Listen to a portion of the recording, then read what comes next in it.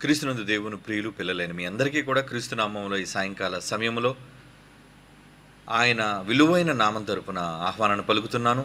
మరి మనమంతా ఈరోజు ఆలోచిస్తున్నట్లుగా బైబిల్లోని ఈ అద్భుతమైన పరిశోధన క్రీస్తు దేవునికి పుట్టిన కుమారుడా అనే అంశాన్ని గూర్చి సవివరంగా బైబిల్లోని వ్రాయబడిన ఎన్నో ఆధారాలతో మనం మాట్లాడుకుంటున్నాం. ఎందుకంటే భావితరాల వాళ్ళకి సత్యాన్ని ఆ రోజు ఎలాగైతే అపోస్తలులు సిద్ధపరిచారో, అసత్యంలో కూరుకుపోతున్న ఈ సమాజానికి సత్యాన్ని వినిపించడానికి బైబిల్ నుండి సాక్ష్యాధారాలతో ఎన్నో అవసరమైన నిధులు లాంటి మాటలను ఈరోజు మనం సమాజానికి తెలియజేస్తున్నాం.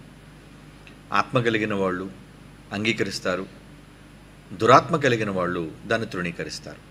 కనుక అంగీకరించడం అంగీకరించకపోవటం అనేది వాళ్ళ కఠినమైన మనస్సును బట్టి ఉంటుంది. కానీ సత్య సంబంధులందరూ కూడా వాక్యాన్ని వాక్యముగా అంగీకరించే వాళ్ళందరూ కూడా సత్యాన్ని ఆలోచించి పరిశోధించి అంగీకరించక తప్పదు. కనుక ఈరోజు ఈ ప్రత్యేకమైన అంశాన్ని గూర్చి అనేక మందిలో సందేహాలు తలెత్తుతున్నప్పుడు ఆ యేసుక్రీస్తు వారిని గూర్చిన పుట్టుక, ప్రారంభం, దీని గురించి సవివరంగా బైబిల్లో వ్రాయబడింది. ఆ వ్రాయబడిన మాటల విషయమైన స్పష్టత మనకు చాలా అవసరం. కనుక ఒక మాట చదువుకొని ముందుకు వెళదాం. అపోస్తలుడైన పౌలు గారు కొలస్సీలకు రాస్తున్న పత్రిక 2వ అధ్యాయం 2వ వచనాన్ని చూడగలిగితే, ప్రియులారా, పౌలు గారు కొలస్సీలకు రాస్తున్న పత్రిక 2వ అధ్యాయం 2వ వచనం, నేను ఎంతగా పోరాడుచున్నానో మీరు తెలుసుకొని కోరుచున్నాను. వారు ప్రేమయందు అతుక్కబడి సంపూర్ణ గ్రహింపు యొక్క సకల ఐశ్వర్యము కలిగిన వారై దేవుని మర్మమై ఉన్న క్రీస్తును స్పష్టముగా తెలుసుకున్నవారై. ఏమండి, ఆయన కూడా ఆ రోజు క్రీస్తును ఒప్పింపచేయటానికి, ఆయన దేవుని కుమారుడు అని తెలియచేయటానికి, తండ్రి పంపగా వచ్చిన వారు అని ప్రకటించడానికి పోరాటమే చేశారట. ఎంతగా పోరాడుచున్నానో మీరు తెలుసుకొని కోరుచున్నాను.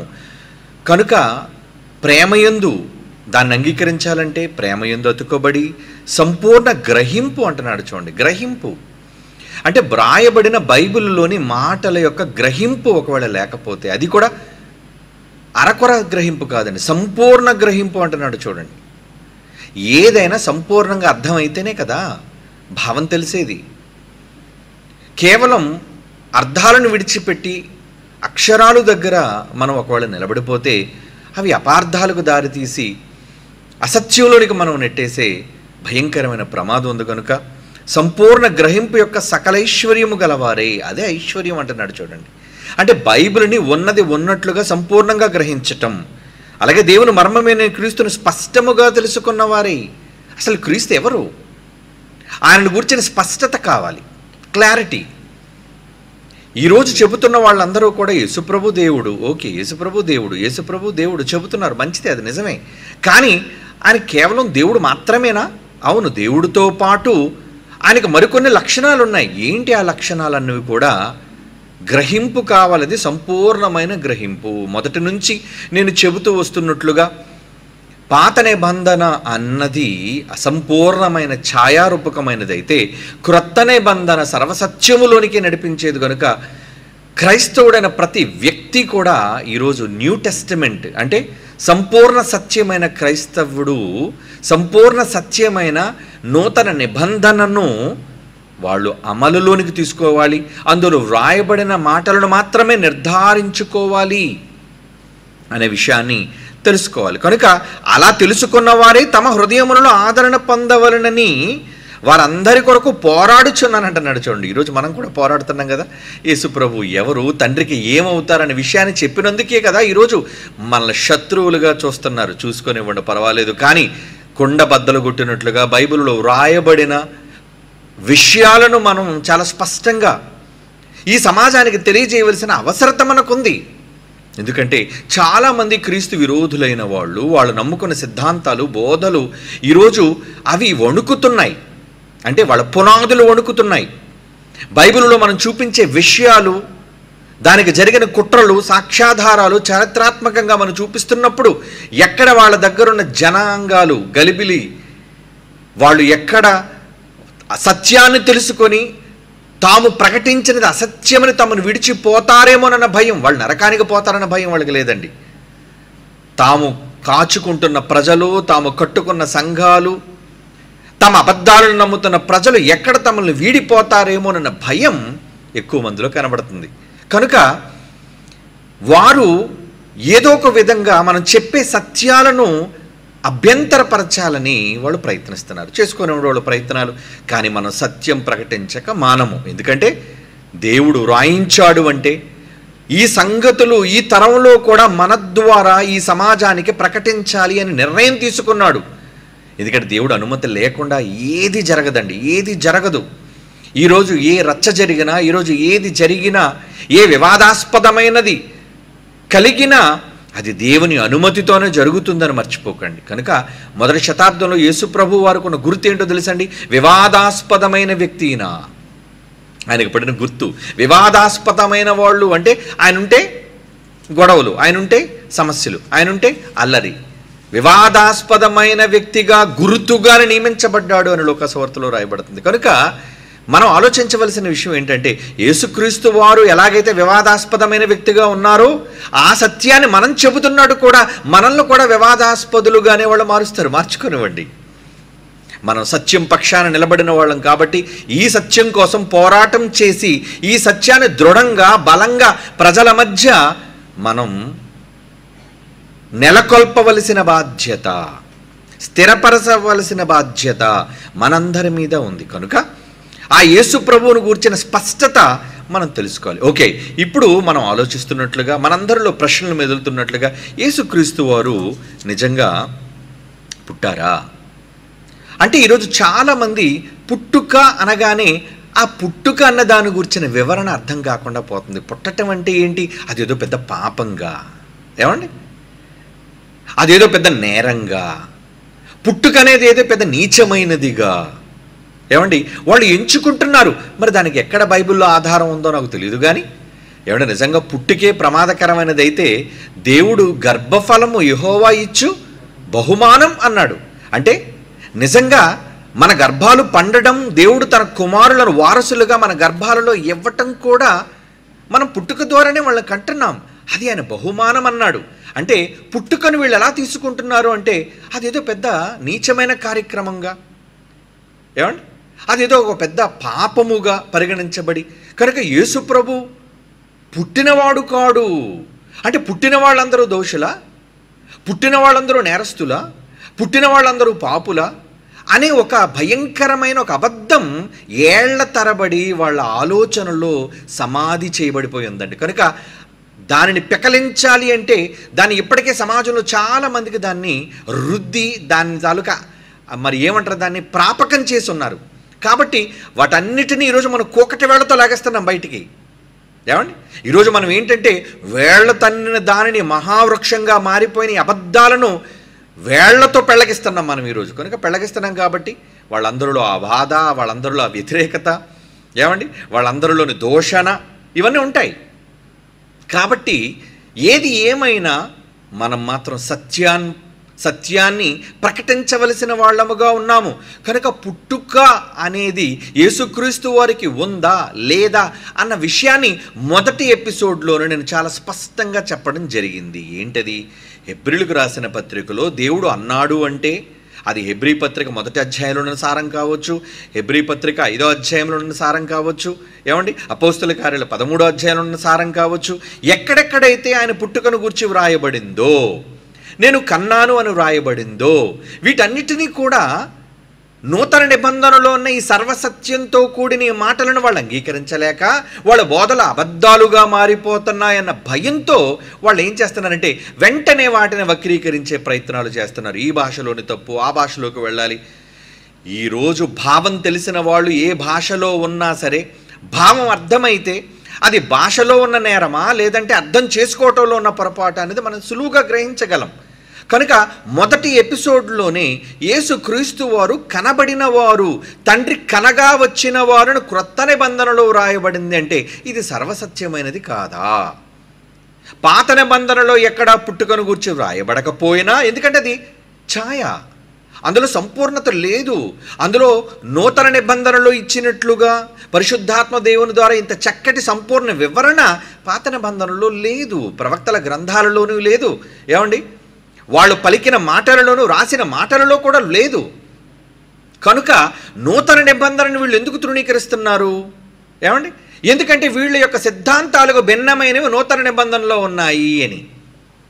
ఏమండి, వాళ్ళ సిద్ధాంతాన్ని వ్యతిరేకించేవి, వాళ్ళు ఎప్పటి వరకు నమ్ముతున్న భావాలను ఏమండి కంప్లీట్గా కూకటి వేళతో పెళ్ళగించేటట్లుగా ఉన్నాయి. కనుక ప్రజలందరినీ కూడా వీళ్ళు గలిబిలి చేస్తూ కన్ఫ్యూజన్లోనికి తీసుకువెళ్ళిపోతున్నారు. ఎలాంటి కన్ఫ్యూజన్? ఏమండి, వాళ్ళని అడగండి, ఎవరు అడిగినా సరే వాళ్ళ భావాలు ఏం చెబుతారంటే, ముగ్గురు ఉన్నారని మేము ఒప్పుకుంటున్నాం కదండి అంటారు.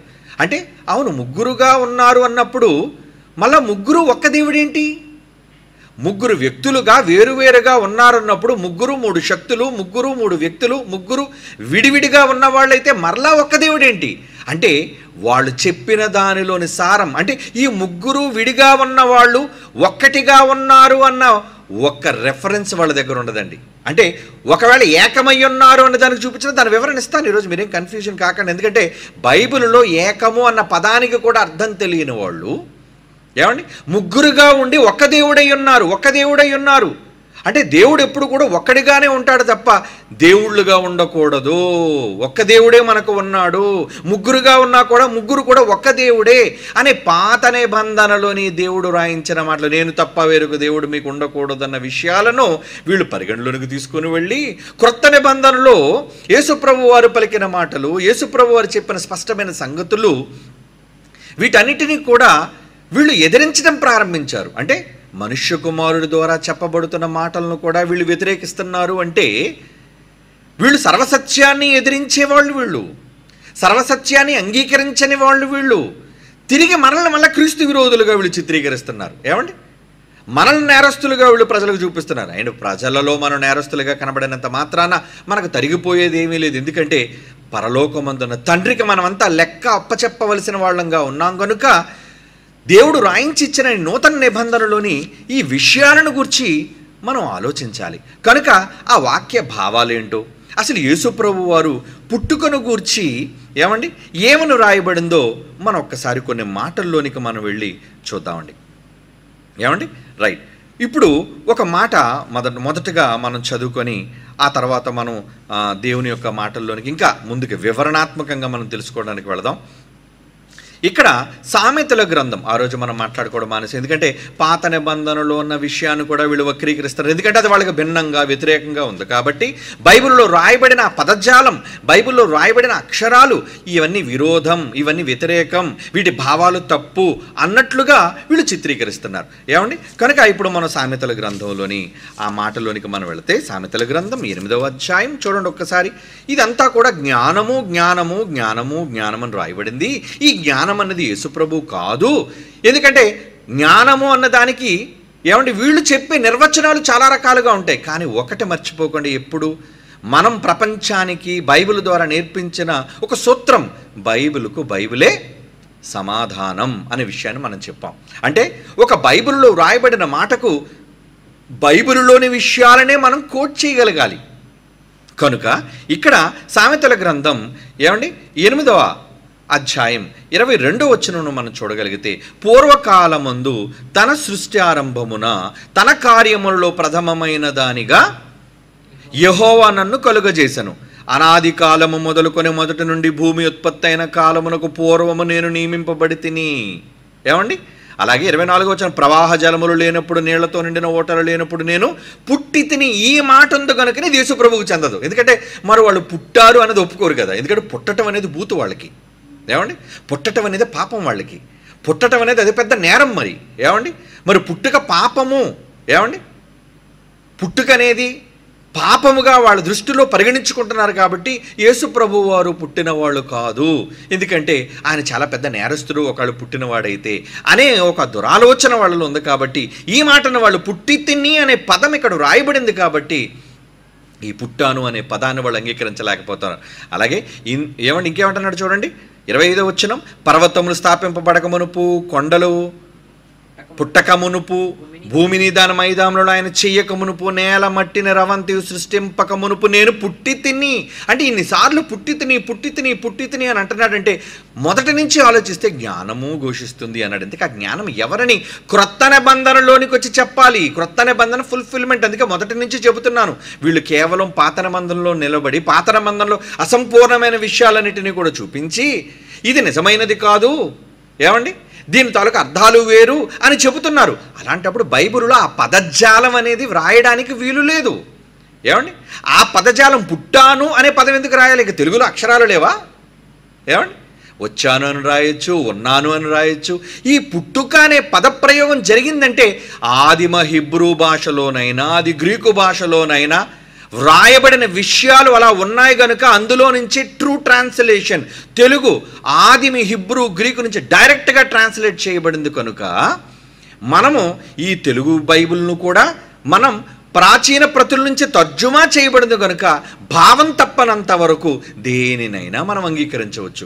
కనుక ఇక్కడ పుట్టి తిని అని ఒక జ్ఞానం చెబుతుందంటే జ్ఞానం ఎవరని సంపూర్ణతలోనికి వెళ్ళేసరికి బైబిల్ చెప్పింది. ఈ జ్ఞానము ఎవరు అని చెప్పింది, ఏమండి చూద్దాం. కొరింథీయులకు రాసిన మొదటి పత్రికలో ఏమండి ఆ జ్ఞానము ఎవరు అనేది చెప్పారో మనం కూడా ఒకసారి దాంట్లోకి వెళ్ళి ఆలోచించాలంటే పాత నిబంధనలో రాయబడిన విషయాలకి సంపూర్ణత, ఇది ఛాయ. జ్ఞానం అంటే అది వివరంగా లేదు. ఎవరా జ్ఞానం అనే ఒక సందేహం ఒకళ్ళు మనుషులు నెలకొంటే దానికి వివరణ ఛాయగా ఉన్నదాన్ని, అసంపూర్ణంగా కనబడుతున్న దాన్ని క్లారిటీగా కనిపించడానికి చూపించడానికి నూతన నిబంధన పరిశుద్ధాత్మ దేవుడు రాయిస్తున్నాడు. ఏమని కొరింథీయులకు రాసిన మొదటి పత్రిక మొదటి అధ్యాయం 24వ వచనం చూడండి. కొరింథీయులకు రాసిన మొదటి పత్రిక మొదటి అధ్యాయం 24వ వచనం. క్రీస్తు దేవుని శక్తట. క్రీస్తు ఎవరట? దేవుని శక్తియు జ్ఞానమై ఉన్నాడు. జ్ఞానం అంటే యేసుక్రీస్తు వారుకున్న మరో పేరేంటి? శక్తి, జ్ఞానం. ఆ శక్తి చేతే ఈ ప్రకృతిని చేశాడు. ఆ శక్తి చేతే ఏమండి సమస్తాన్ని నిర్మించాడు. ఆ జ్ఞానము చేతే వీటన్నిటినీ కూడా కలుగజేశాడు ఆయన. అంటే అక్కడ జ్ఞానమని వ్రాయబడిన దానికి క్రొత్త నిబంధనలో ఆ జ్ఞానం ఎవరో కాదు, క్రీస్తు దేవుని జ్ఞానము అని స్పష్టంగా దేవుడు మనకు రాయించాడు. అయినా ఉన్న మాటలను కూడా అంగీకరించుకున్నారంటే అసలు అలాంటి వాళ్ళని పట్టించుకోకండి. ఎందుకంటే వ్రాయబడిన మాటలనే వక్రీకరించి, అక్కడ మాటలని వక్రీకరించేసి, ఇక్కడ మాటలని వక్రీకరించేసి ఎంతసేపు వాళ్ళ సొంత సిద్ధాంతాలను స్థిరపరచుకోవడానికి మాత్రమే వాళ్ళు ప్రయాసపడుతున్నారేమో కానీ వ్రాయబడిన బైబిలులోని భావాలను, రాయబడిన అక్షరాలలోని సారాన్ని, జ్ఞానాన్ని వాళ్ళు తెలుసుకోలేకపోతున్నారు. ఏమండి తెలుసుకోకపోతే వదిలేయండి, వాళ్ళ కర్మది. కానీ మీరు మాత్రం తెలుసుకోండి, బైబిలులో మనకి ఆధారపూర్వకమైనవి, వ్రాయబడినవి, సర్వసత్యముతో కూడినవి దేవుడు రాయించాడు కనుక ఇక్కడ ఏమంటున్నాడండి? ఏమంటున్నాడు? క్రీస్తు దేవుని జ్ఞానము, దేవుని శక్తియునై ఉన్నాడు. అంటే ఈ జ్ఞానము పుట్టింది అనడానికి ఆది సంభూతుడు. నేను నిన్ను కన్నాను అని దేవుడు అన్నాడు అంటే ఎలా కన్నాడు ఆయన్ని? ఇప్పుడు వీళ్ళు డౌట్ అంతా అదే, దేవుడు ఎలా కనేశాడు, దేవుడు ఎలా కనుంటాడు అంటే కనటం అనేసరికి మనుష్యుల ఊహలలో, మనుష్యుల భావనలతో వీళ్ళు ఆలోచిస్తున్నారు. ఎలా? ఇద్దరు సంభోగం పుట్టాలి అంటే ఒకడు అంటాడు తల్లి ఉండాలా, దేవుడికి భార్య ఉండాలా, అంటే దేవుడు కనాలి అంటే భార్య కావాలా? జ్ఞానం అర్థం లేని వాళ్ళు, జ్ఞానం అర్థం కాని వాళ్ళు ఆ విధంగానే మాట్లాడతారు. అంటే బైబిలులోని భావాలు అర్థం కాక వేసే వెకిలి ప్రశ్నలు అంటారు వాటిని. అంటే వెర్రి ప్రశ్నలు. ఎలాంటి వెర్రి ప్రశ్నలు? దేవుడికి భార్య లేకుండా ఎలా పుట్టేశాడు ఆయన? దేవుడు ఎలాంటి శక్తిమంతుడంటే ఇప్పుడు మీకు ఒక మాట చూపిస్తాను. ఏమండి? లూకాసు వార్త 3వ అధ్యాయం 8వ వచనాన్ని చూడండి. లూకాసు వార్త 3వ అధ్యాయం 8వ వచనం ఏమన్నాడు? మారు మనస్సుకు తగిన ఫలములు ఫలించండి, మార్పు చెందండరా. అబ్రహాము మాకు తండ్రి అని మీరు అనుకుని మొదలు పెట్టుకొనవద్దు. దేవుడు ఈ రాళ్ల వలన అబ్రహామునకు పిల్లలు పుట్టింపగలడు. అంటే దేవునికున్న శక్తి చెబుతున్నాడు చూడండి. అంటే దేవుడు తలుచుకుంటే పిల్లలను ఎవరికి పుట్టించగలడట? ఏమండి? రాళ్ల వలన ఎవరికి? అబ్రహాముకు పిల్లలకు పుట్టించగలడా? అంటే దేవుడు అంత శక్తిమంతుడా? అవును. రాళ్లలో నుండి కూడా దేవునికి పిల్లలు చేయగలిగిన సమర్థుడు దేవుడు. మేం పిల్లలం వీళ్ళు గొప్పలు చెప్పుకుంటున్నారు. ఎందుకంటే మాది అబ్రహాము వంశము, ఇశ్రాయేలు గోత్రములు. ఇశ్రాయేలు పొగరపడేది అదే కదండి. యూదులు ఆ రోజు వాళ్ళకున్న గర్వము, అహంకారం ఏంటంటే మేము అబ్రహాం పిల్లలం, మేం చాలా గొప్పవాళ్ళం, మిగతా ప్రజలందరూ కూడా అంటరాని వాళ్ళు, ఏమండి మేమేదో పెద్ద గొప్పవాళ్ళు అనుకునే ఒక దుర్మార్గపు ఆలోచన వాళ్ళలో ఉంది కనుక దాన్ని చెరిపేయడానికి యేసుప్రభు వారు ఏమన్నారండి, దేవుడి రాళ్ల వలన అబ్రహామునకు పిల్లలను పుట్టింపగలడు. రాళ్ల వలన కూడా పుట్టిస్తాడా? అవును, పుట్టించగలడు ఆయన. కనుక దేవుడు అనుకుంటే కనగలడు, దేవుడు అనుకుంటే పుట్టించగలడు. ఏమండి మరి ఇప్పుడు యేసుక్రీస్తు వారు ఆది సంభూతుడు, ప్రతిదానికి ఆరంభకుడు, ప్రారంభకుడు. అంటే ఆయనే మొదట, ఆయనే మూలం. తాను ఏది చేయాలో అనుకున్నా, ఏమండి మొట్టమొదటి దేవుడు ఎవరికి జన్మనిచ్చాడో తెలుసా? యేసుక్రీస్తు వారికి జన్మనిచ్చాడు అనడానికి ఏమండి మనకి భావాన్ని చెప్పింది యోహాను సువార్త 1వ అధ్యాయం 1వ వచనంలో. ప్రారంభంలో మనం ఆలోచించగలిగితే ఆదియందు వాక్యముంది. ఆ వాక్యము ఎవరండి? ఆ వాక్యం ఎవరు? యేసు ప్రభు వారు. ఆ వాక్యము ఏమంటే ఒకే దేవుడుగా కాకుండా మరొక దేవుని దగ్గర ఉంది అంటే ఇద్దరిని చూపిస్తుంది.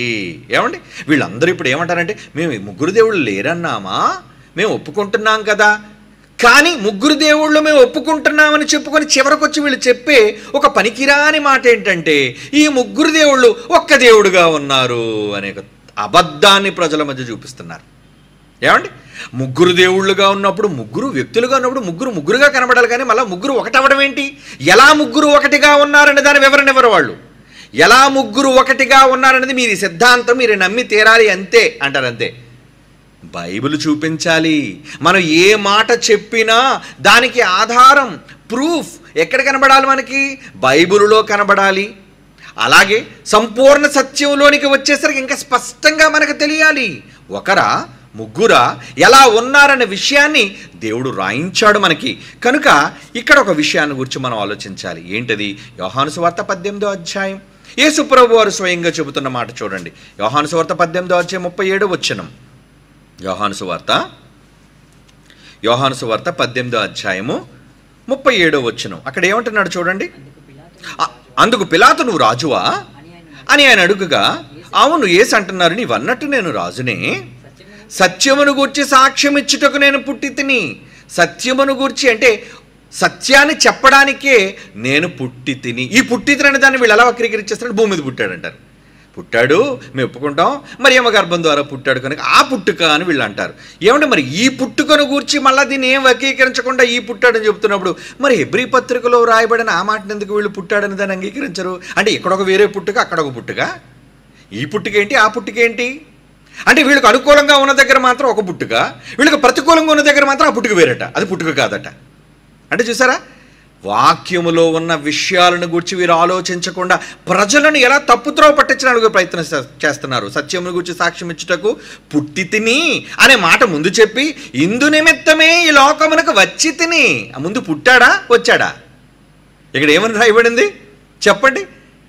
ఏమండి ముందు ఈ సత్యమును గురించి సాక్ష్యం ఇచ్చుటకు వచ్చి తిని, అందుకే భూమి మీద పుట్టి తిని అని స్పష్టంగా చెప్పొచ్చుగా. ఇక్కడ ఏమంటున్నాడు? సత్యమును గురించి సాక్ష్యం ఇచ్చుటకు నేను పుట్టి తిని. ఇందాక మన సామెతల గ్రంథంలో చదువుకున్నట్లుగా జ్ఞానముగా నేను పుట్టాను. ఇవన్నీ కలుగజేయబడక మునుపు ఆదియందు వాక్యముండెను, వాక్యము దేవుని యొద్ద ఉండెను, ఆ వాక్యముగా ఉన్న నేను కూడా దేవుడుగా ఉండెను. కలిగి ఉన్నది ఏదియో ఏమండి ఆ వాక్యము లేకుండా కలగలేదంటే నా ద్వారా, జ్ఞానము శక్తిగా ఉన్న నా ద్వారా దేవుడు వీటన్నిటినీ కలిగించాడు. ప్రారంభంలో తండ్రి ఒక్కడే, ఆయన ఉండేవాడు సుప్రీం. తర్వాత ఆయనలో నుంచి ఒక భాగాన్ని తీశాడు, ఆ భాగమే యేసుక్రీస్తు వారు. ఆ యేసు ద్వారా సర్వాన్ని సృష్టించాడు. కనుక దానికి బైబిల్లో ఏమని రాయించాడు అంటే పుట్టినవాడు అని. ఆ పుట్టినవాడు అనే పదంలో మనకి ఏమర్థం అవుతుంది? పుట్టాడు అంటే కన్నవాడు ఒకడు ఉండాలి. పుట్టినవాడు ఏమవుతాడు? పుట్టుక అనే పదం అనేసరికి కన్నవాడు ఒకడు ఉన్నాడు, కనబడినవాడు ఒకడు ఉండాలి. ఇప్పుడు కన్నవాడు ఎవరయ్యారు?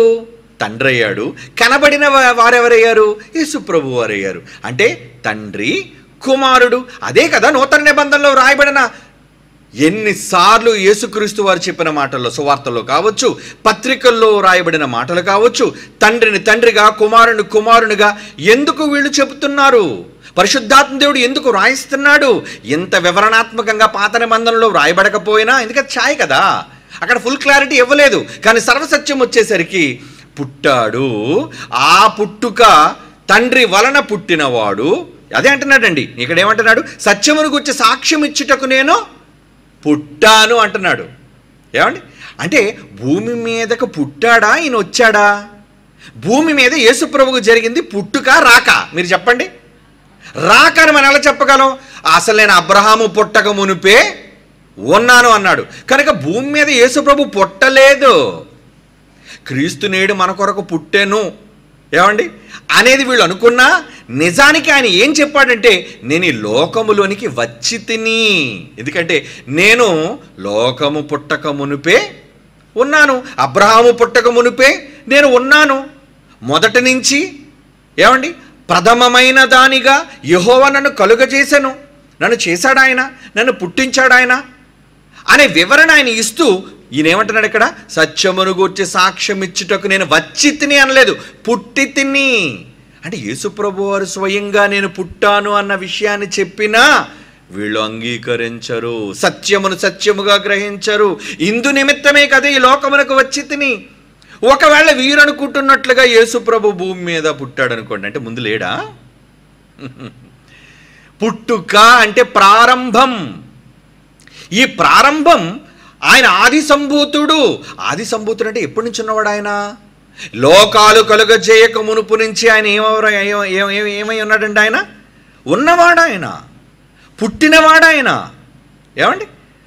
కనుక ఇప్పుడు చదవండి ఏమంటున్నాడు అక్కడ? సత్యమును గురించి సాక్ష్యం ఇచ్చుటకు నేను పుట్టి తిని, ఇందు నిమిత్తమే ఈ లోకమునకు నేను వచ్చి తిని. సత్య సంబంధి అయిన ప్రతివాడు ఈ నా మాట వినునను. నిజంగా మీరు సత్య సంబంధులైతే నేను పుట్టానని అంగీకరించాలి, ఈ లోకానికి వచ్చానని అంగీకరించాలి. యేసుప్రభు వారు ఈ లోకంలో పుట్టారా, ప్రవేశించారా? హెబ్రీ పత్రికలో ఏమని రాయబడింది? ఏమండి? హెబ్రీ పత్రికలో ఏమి రాయబడిందండి? చూడండి ఒకసారి. హెబ్రీయులకు రాసిన పత్రిక, హెబ్రీయులకు రాసిన పత్రిక, ఆయన ఈ లోకమందు ప్రవేశించినప్పుడు 10వ అధ్యాయం 5వ వచనం. హెబ్రీయులకు రాసిన పత్రిక 10వ అధ్యాయం 5వ వచనం ఏమన్నాడు చూడండి. కాబట్టి ఆయన లోకమందు ప్రవేశించినప్పుడు ఈ లోకంలో ఆయన పుట్టాడా, ప్రవేశించాడా? ప్రవేశించాడు. ఎక్కడి నుంచి ప్రవేశించాడు? ప్రవేశం అంటే ఎక్కడో ఉన్న వ్యక్తి ఈ లోకంలోనికి ప్రవేశం జరిగింది. ఇది ఎంట్రీ, రావటం. మరి ఎప్పుడు పుట్టాడు? భూమి పునాది వేయబడక మునుపు, మట్టిలోని రవంతియు సృష్టింపక మునుపు, యెహోవా చేసిన కార్యములన్నిటిలో ప్రథమమైనదిగా జ్ఞానము అని అక్కడ చెప్పాడే, ఆ జ్ఞానం ఎవరో కాదు, నేనే. నేను పుట్టాను గనుకనే ఆయన నాకు తండ్రి అని పిలుస్తున్నాను. ఆయన నాకు తండ్రి అయితే నేను ఆయనకు కుమారుడుగా పిలువబడుతున్నాను. ఆయన నా తండ్రి అని యేసుప్రభు వారు పలుసార్లు భూమి మీద చెప్పటంలో ఉద్దేశం, పరలోకమందున్న దేవుడు తనకు జన్మనిచ్చినవాడు అనే విషయాన్ని ఈ మానవ సమాజానికి నేర్పించడానికేనండి, ఈ మానవ సమాజానికి స్పష్టంగా చెప్పడానికేనండి ఈ విషయాలన్నింటినీ కూడా దేవుడు ఏం చేశాడు? ఆయన ద్వారానే, స్వయంగా ఆయన నోటి ద్వారా చెప్పించండి. నోటి ద్వారా. అందుకే నేను పుట్టాను అంటున్నాడు. సామెతల గ్రంథంలో 8:22లో పుట్టితనని అదే పదప్రయోగం యోహాను సువార్త 18వ అధ్యాయం 37వ వచనం ఇప్పుడు మనం చదివిన మాటలో కూడా ఆయన పుట్టించాడు అన్న విషయాన్ని గురించి ఇక్కడ మనకు స్పష్టంగా దేవుడు తెలియజేస్తున్నాడు. కాబట్టి ఇప్పుడు మనం ఏం ఆలోచించాలి అంటే, పుట్టుక అంటే ఏమనుకుంటున్నారు అసలు యాక్చువల్గా వీళ్ళు? ఏమండి? పుట్టుక ప్రకటన గ్రంథం 3వ అధ్యాయం 14వ వచనం చూసి ఒకసారి దీన్ని చదువుకున్నా, కానీ ఒకసారి దీని గురించి మాట్లాడి మనం ముందుకు వెళదాం. మనం ప్రకటన గ్రంథం 3వ అధ్యాయం 14వ వచనం, లవదోకియలోని సంఘపు దూతకి ఎలాగ రాయమో, ఆమెన్ అన్నవాడు నమ్మకమైన సాక్షి, దేవుని సృష్టికి ఆది అయిన వాడు చెప్పు సంగతులు ఏమనగా. దేవుని సృష్టికే ప్రారంభం ఎవరు? యేసు ప్రభువు వారు చెబుతున్న సంగతులు ఇవి అనే విషయాన్ని గురించి మాట్లాడుతున్నాడు. అంటే బైబిలులో ఏమండి సర్వసత్యము వచ్చేసరికి అప్పటి వరకు యెహోవాగా పరిచయం చేసి ఉన్నవాడుగా పరిచయం చేసుకున్న దేవుడు క్రొత్త నిబంధనలో తను తండ్రిగా తన కుమారుని ద్వారా పరిచయం చేసుకున్నాడు. నాయనా, నేను మీకు తండ్రిని, మీరందరూ నాకు పిల్లలు. కనుక ఈ తండ్రి కుమారుల బంధాన్ని ఎందుకు చెప్పాలి?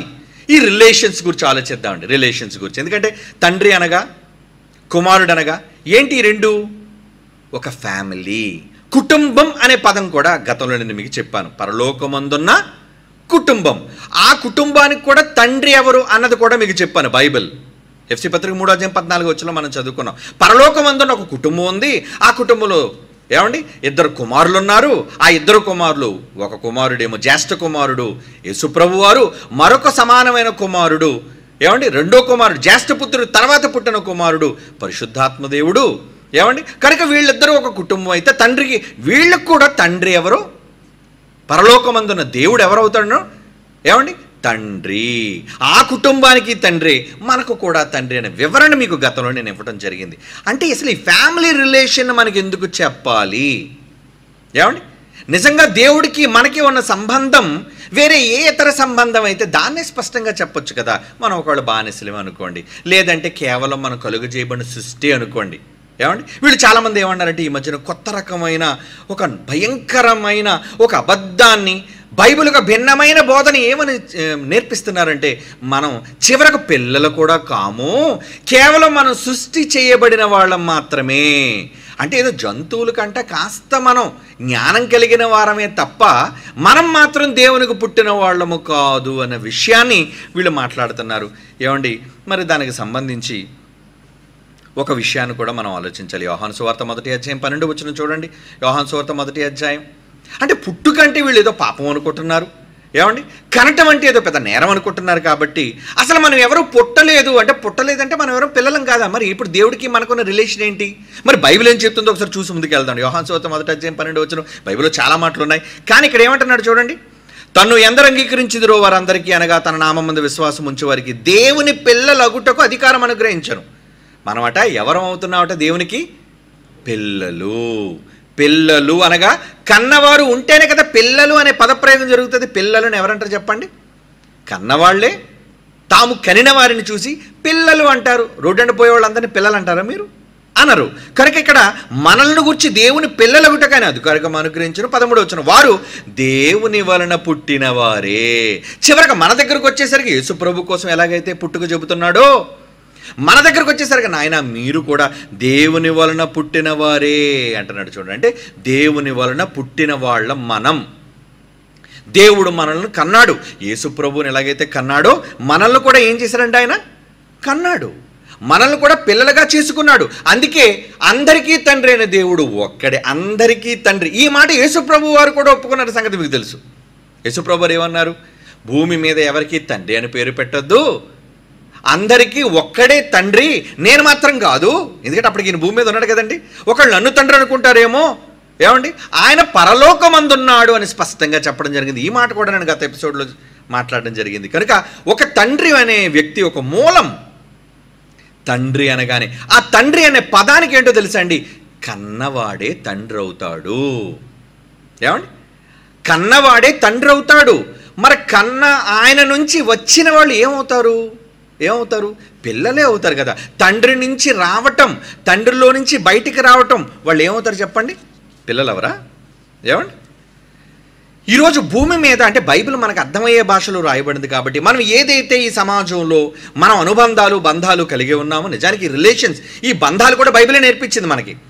ఒకరు తండ్రిగా, ఒకరు కుమారులుగా, ఏమండి కుటుంబం అనగానే భార్యగా, భర్తగా, ఈ రిలేషన్స్ అన్నీ కూడా బైబిల్ని మనకు చెప్పింది, నేర్పించింది. దేవుడే మనకు చెప్పించాడు, నాయన ఇటువంటి బంధాలు కలిగి ఉండండి. ఇగో తండ్రి కొడుకు అయితే ఈ రిలేషన్లో ఉండాలి, భార్యాభర్తలు అయితే ఈ రిలేషన్లో ఉండాలి, అన్నా చెల్లెళ్ళు అయితే ఈ రిలేషన్లో ఉండాలి. ఈ విషయాలన్నీ కూడా మనకు బైబిల్లో చెప్పడం జరిగింది అనేక సందర్భాల్లో. కనుక ఇక్కడ యేసుక్రీస్తు వారు ఎలాగైతే పుట్టారో మనల్ని కూడా ఆయన కన్నాడు. మనం కూడా పుట్టిన వాళ్ళమే, దేవుని వలన పుట్టిన వాళ్ళమే అనే విషయాన్ని దేవుడు మనకు చెబుతున్నాడు. అంటే అక్కడ తండ్రి అంటున్నాడు, ఇక్కడ కుమారుడు అంటున్నాడు. అంటే ఈ తండ్రి కుమారుల బంధాన్ని గూర్చే ఎందుకు దేవునికి మనుషులకి మధ్య రిలేషన్ పెట్టాడు. యేసుప్రభు కూడా అదే రిలేషన్ అప్లై చేశాడు. బాగా వినండి, యేసుప్రభు కూడా అదే రిలేషన్ అప్లై చేశాడు, మనకు కూడా అదే రిలేషన్ అప్లై చేశాడు. ఏమండి, ఇంతకీ ఇప్పుడు యేసుప్రభు ఎలాగో తండ్రికి కుమారుడుగా ఉన్నారో మనం కూడా తండ్రికి కుమారులుగా ఉన్నాము. కుమారులుగా మనకు అధికారం ఇచ్చాడు ఉండడానికి. నాయన మీరు నా పిల్లలు. అయితే ఇక్కడ దేవుడు మనల్ని ఏం చేశాడు? మనల్ని స్వీకరించాడు. దేవుడు మనల్ని ఏం చేశాడు? కుమారులుగా మనల్ని స్వీకరించాడు. అది యేసు ద్వారా స్వీకరించటం అనేది సంకల్పం. ఎఫ్సీ పత్రిక 1వ అధ్యాయం 4-6 వచనాలు మీ అందరికీ తెలుసు. ఆయన సంకల్పము ద్వారా మనల్ని కన్నాడు. ఆయన సంకల్పం ద్వారా యేసు ప్రభు ద్వారా మధ్యవర్తిగా ఆయన పెట్టాడు. యేసు ప్రభు ద్వారానే తనకు కుమారులుగా స్వీకరించాడన్న విషయం బైబిల్ చాలా స్పష్టంగా చెబుతుంది. అంటే తన కుమారునితో మనం సారూప్యము గలవారమై ఉండాలని. ఏమండి, ఆయన పరలోకమందున్న వ్యక్తి తండ్రిని, ఆయన పంపితే వచ్చిన కుమారుడు యేసుక్రీస్తు వారని, ఆ యేసుక్రీస్తు వారి ద్వారా మనం కూడా తండ్రికి కుమారులుగా చేయబడుతున్నామని, ఆయన కూడా మనల్ని కన్నాడు అని, ఈ సర్వసత్యాన్ని కూడా నూతన నిబంధనలో మనకి చెప్పడం జరుగుతుంది. అంటే ఈ తండ్రి కొడుకులనే రిలేషన్ గురించి ఆలోచిద్దాం. ఈ తండ్రి అనగానే మనకి ఏమవుతుంది? మూలం, ప్రారంభం, మొదటివాడు. ఏమండి, ఒకళ్ళ పరలోకంలో యేసు ప్రభు తండ్రి కాకుండా సమానుడుగా ఉన్నాడే అనుకుందాం. ఏమండి, మరి వాళ్ళిద్దరి మధ్యన ఉన్న బంధం ఏంటి? సమానమైన దేవుళ్ళు కదా వీళ్ళ ఉద్దేశం. ముగ్గురుగా ఉన్న తండ్రి కుమారుడు సమానమైన దేవుళ్ళు, అంతే కదండి. సమానమైన దేవుళ్ళుగా ఉన్నప్పుడు భూమి మీదకి వచ్చినప్పుడు యేసు ప్రభును కుమారునిగా ఎందుకు మార్చాడు? ఇదిగో నేను ఒక దైవాన్ని పంపుతున్నాను మీ దగ్గరికి, ఆయనను మీరు నమ్మాలి. ఆయన నేను ఎలాగూ దైవంగా ఉన్నాను, ఆయన కూడా దైవంగా ఉన్నాడన్న విషయాన్ని ఒప్పుకున్నాడు. అయితే ఆ దైవం కుమారుడు నాకు అన్న విషయాన్ని చాలా స్పష్టంగా మనకు తెలియజేశారు. అంటే పంపబడిన వ్యక్తికి, భూమి మీదికి వచ్చిన క్రీస్తు అనే ఆయన ఒక కుమారుడు అన్న రిలేషన్ని దేవుడు మనకి ఇక్కడ చెప్పాడు. అంటే ఈ రిలేషన్లో రావడం ఏంటి? తండ్రిలో నుంచి రావటం ఏంటి? తండ్రిలో నుంచి వస్తేనే కదా మనం ఎవరవుతాం? ఆయనకు పిల్లలం అవుతాం. అంటే దేవుడు ఉన్నవాడు, ఆయన గూర్చి ఉన్నమాట, ఉన్నవాడు, ప్రారంభంలో ఉన్నవాడు. ఇప్పుడు ఆయనలో నుంచి ఎవరు రావాలి? యేసుక్రీస్తు వారు. నేను కంటిని, ఈ పదప్రయోగం అనేది హెబ్రీ పత్రికలో మనకు జరిగింది. బైబిల్లో చాలా సందర్భాల్లో యేసుప్రభు వారు ఒప్పుకున్నారు, పరిశుద్ధాత్మ దేవుడు కూడా ధృవీకరించాడు. తండ్రి ఇదిగో నీవు నా కుమారుడవు, నేడు నిన్ను కన్నాను అని ఈ వివరణ అంతా కూడా మీకు మొదటి ఎపిసోడ్లోనే నేను ఇవ్వడం జరిగింది. కనుక కన్నాను అని దేవుడు ఈ పదప్రయోగం చేసి ఆయన భూమి మీదుగా పంపటంలో ఉద్దేశం, ఈయన నా కుమారుడు. చివరికి బాప్తిసం ఇచ్చేటప్పుడు కూడా ఈయన నా ప్రియ కుమారుడు. అంటే పరలోకం నుంచి ఒక స్వరం భూమి మీద ఉన్న యేసు ప్రభు వారిని ఏమని చెబుతుంది? హీఈస్ మై సన్, నా కొడుకు. ఏమండి, రైట్. ఇప్పుడు తండ్రి కొడుకును కంటాడా, కొడుకు తండ్రిని కంటాడా? అంటే తండ్రి కొడుకుల రిలేషన్ గురించి ఆలోచిస్తే ఒక తండ్రి కొడుకును కనగలడా, ఒక కొడుకు తండ్రిని కనగలడా? భూమి మీద ఉన్న ఈరోజు మనకున్న విధానాలను బట్టి, ఈరోజు మన కళ్ళ ముందు జరుగుతున్న పరిస్థితులను బట్టి, ఏమండి, ఒక లైన్, సీరియల్ లైన్, ఒక సీరియల్ అని చెప్తాను. తండ్రి, ఆయన గర్భాన్ని పుట్టిన కుమారుడు. ఏమండి, ఆయన గర్భాన్ని పుడితే మరొక వ్యక్తి ఏమవుతాడండి? మనవడు, అంతే కదా, మూడో తరం. ఆ తర్వాత నాలుగో వ్యక్తి ఏమవుతాడు? మునిమనవడు. తండ్రి, ఆయనలో నుంచి వచ్చినవాడు కుమారుడు, ఆ కుమారుడిలో నుంచి బయటకు వచ్చినవాడు మనుమడు, ఆ మనుమడిలో నుంచి బయటకు వచ్చినవాడు ముని మనమడు, అంతే కదండి. అంటే 1 2 3 4. ఇప్పుడు లైన్లో పెట్టాలంటే 1 దేనికి ఇవ్వాలి చెప్పండి? 1 అనేది తండ్రి ఏమంటే తండ్రి కొడుకు మనవడు మునిమనవడు అని రాశానండి. ఇందులో ఒకటి అక్షరం వెయ్యాలంటే ఎవరి దగ్గర వెయ్యాలి మీరు అక్షరం? తండ్రి అనే దగ్గరే మీరు 1 అనే సంఖ్య వెయ్యాలి తప్ప మునిమనుడి దగ్గర వేసినా తప్పే, మనుమడి దగ్గర వేసినా తప్పే, ఏమండి, కుమారుడి దగ్గర వేసినా తప్పే అది. ఎందుకంటే తండ్రి అనే ఈ పదానికి అర్థం ఈయన నంబర్ 1, ప్రారంభకుడు. మరి ఎందుకు ఇప్పుడు యేసు ప్రభు వారికి పరిశుద్ధాత్మ దేవుడు కొడుకా? నో, అలాగని చెప్పలేదు. నేను మాత్రమే తండ్రిని. మిగిలిన వాళ్ళందరూ ఏమని చెప్పాడు? మిగిలిన వాళ్ళందరూ ఏం చెప్పాడు? కుమారులు, అంతే కదా. యేసు ప్రభు కుమారుడే, పరిశుద్ధాత్మ దేవుడు కుమారుడే. ఆయన తర్వాత మిగిలిన వాళ్ళందరూ కూడా ఏమని బంధాన్ని చెప్పాడు అక్కడ? కుమారులు కుమారులు కుమారులు కుమారులు అని చెప్పాడు. ఓకే, ఇప్పుడు మీరు ఒక ఇంట్రెస్టింగ్ పాయింట్ మీరు ఆలోచించాలి. వీళ్ళు ఎంతసేపు యేసు ప్రభువు వారు తండ్రితో సమానుడు, సమానమైన దైవంగా ఉన్నాడని యేసు ప్రభువుకు సంబంధించిన మాటలు చూపిస్తారు. ఏమని చూపిస్తారు?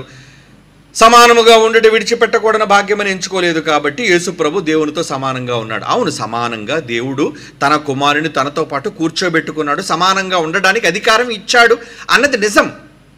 ఏమండి? కానీ ఆయన తండ్రే. ఏమండి? ఆయన తండ్రే. ఆయన నుంచి వచ్చిన వారు యేసు ప్రభు వారు. ఏమండి? ఒక మాట చదివి మీకు ఒక చక్కని వివరణ ఇస్తాను.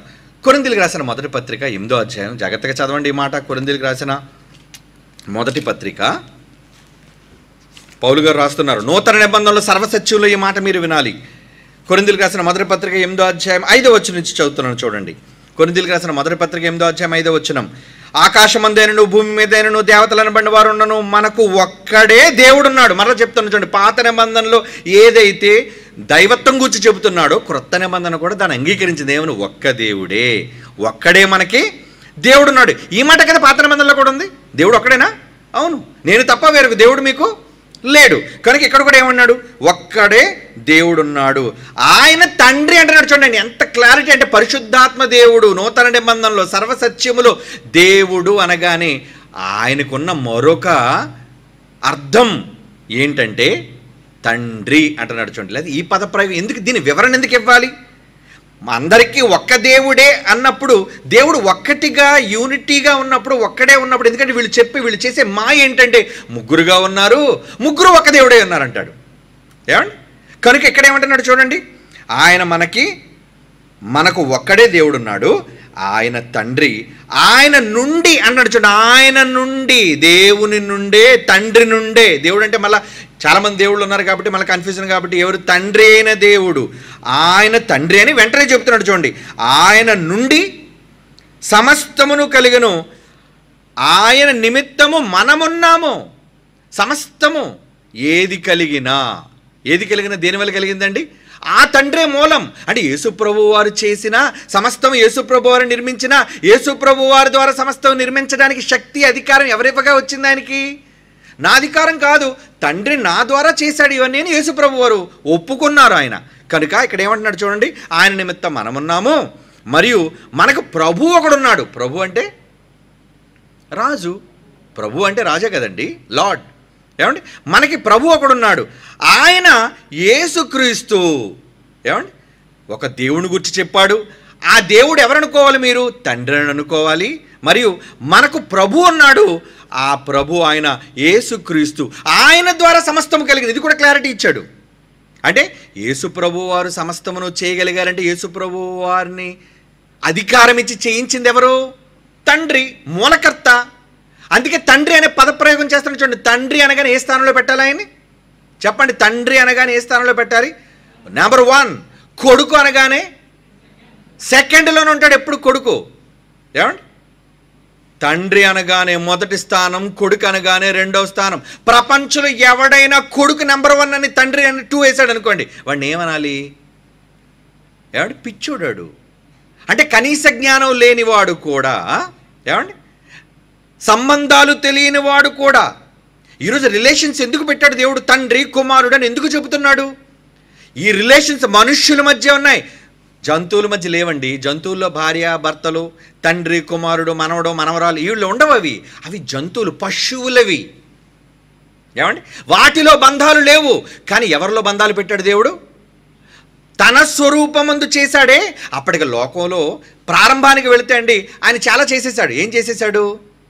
ప్రకృతి అంతా చేసేసాడు. జంతువులు చేసేసాడు, చతుష్పాద జంతువులు చేసేసాడు, పక్షులు చేశాడు, ఏమంటే చేపలు చేశాడు. వీటన్నిటినీ కలుగజేసిన వాటిలో దేనికి దైవత్వాన్ని ఆపాదించలేదు. వాటి దగ్గర మన పోలిక చేద్దామన్నాడా? చెప్పండి. ఆయన పోలిక ఇచ్చింది జంతువులుకా? ఏమండి? మనుష్యులుకా? మనుష్యులకు మాత్రమే ఆయన పోలిక ఇచ్చాడు.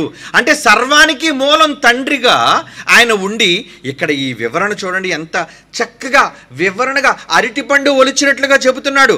మనకు ఒక్కడే దేవుడున్నాడు, ఆ ఒక్క దేవుడిని తండ్రి. అంటే నేను తప్ప వేరొక దేవుడు లేడని పాత నిబంధనలు అన్న మాటకు అర్థమేంటో తెలుసా? నేను తప్ప వేరొక తండ్రి లేడు.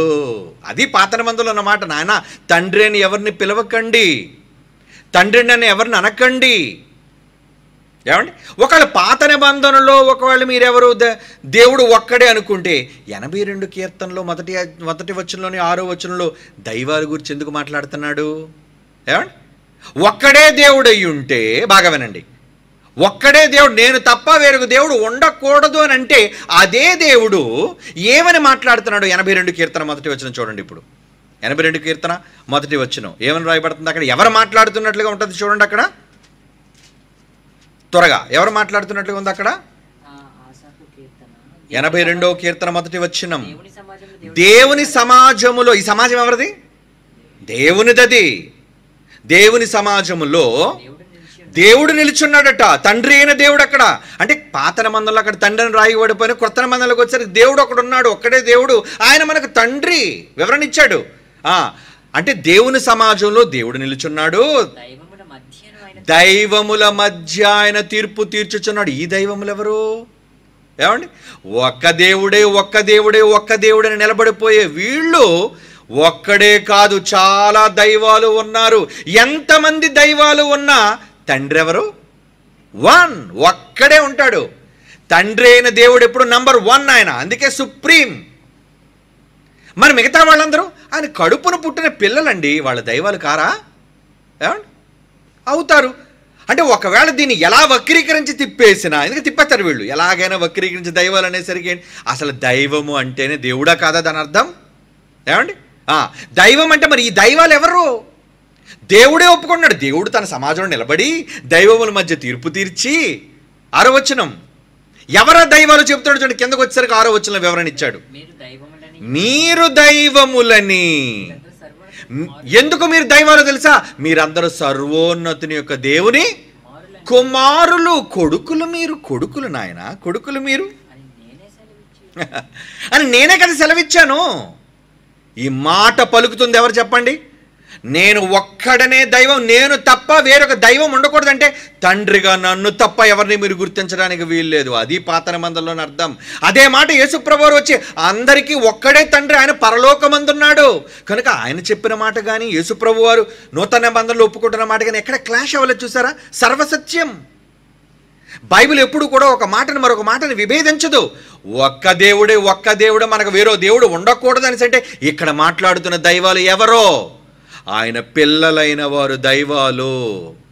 ఎందుకు వీళ్ళు దైవాలు ఎందుకు అయ్యారు? జంతు దైవం అవ్వకూడదా చెప్పండి? ఏమండి?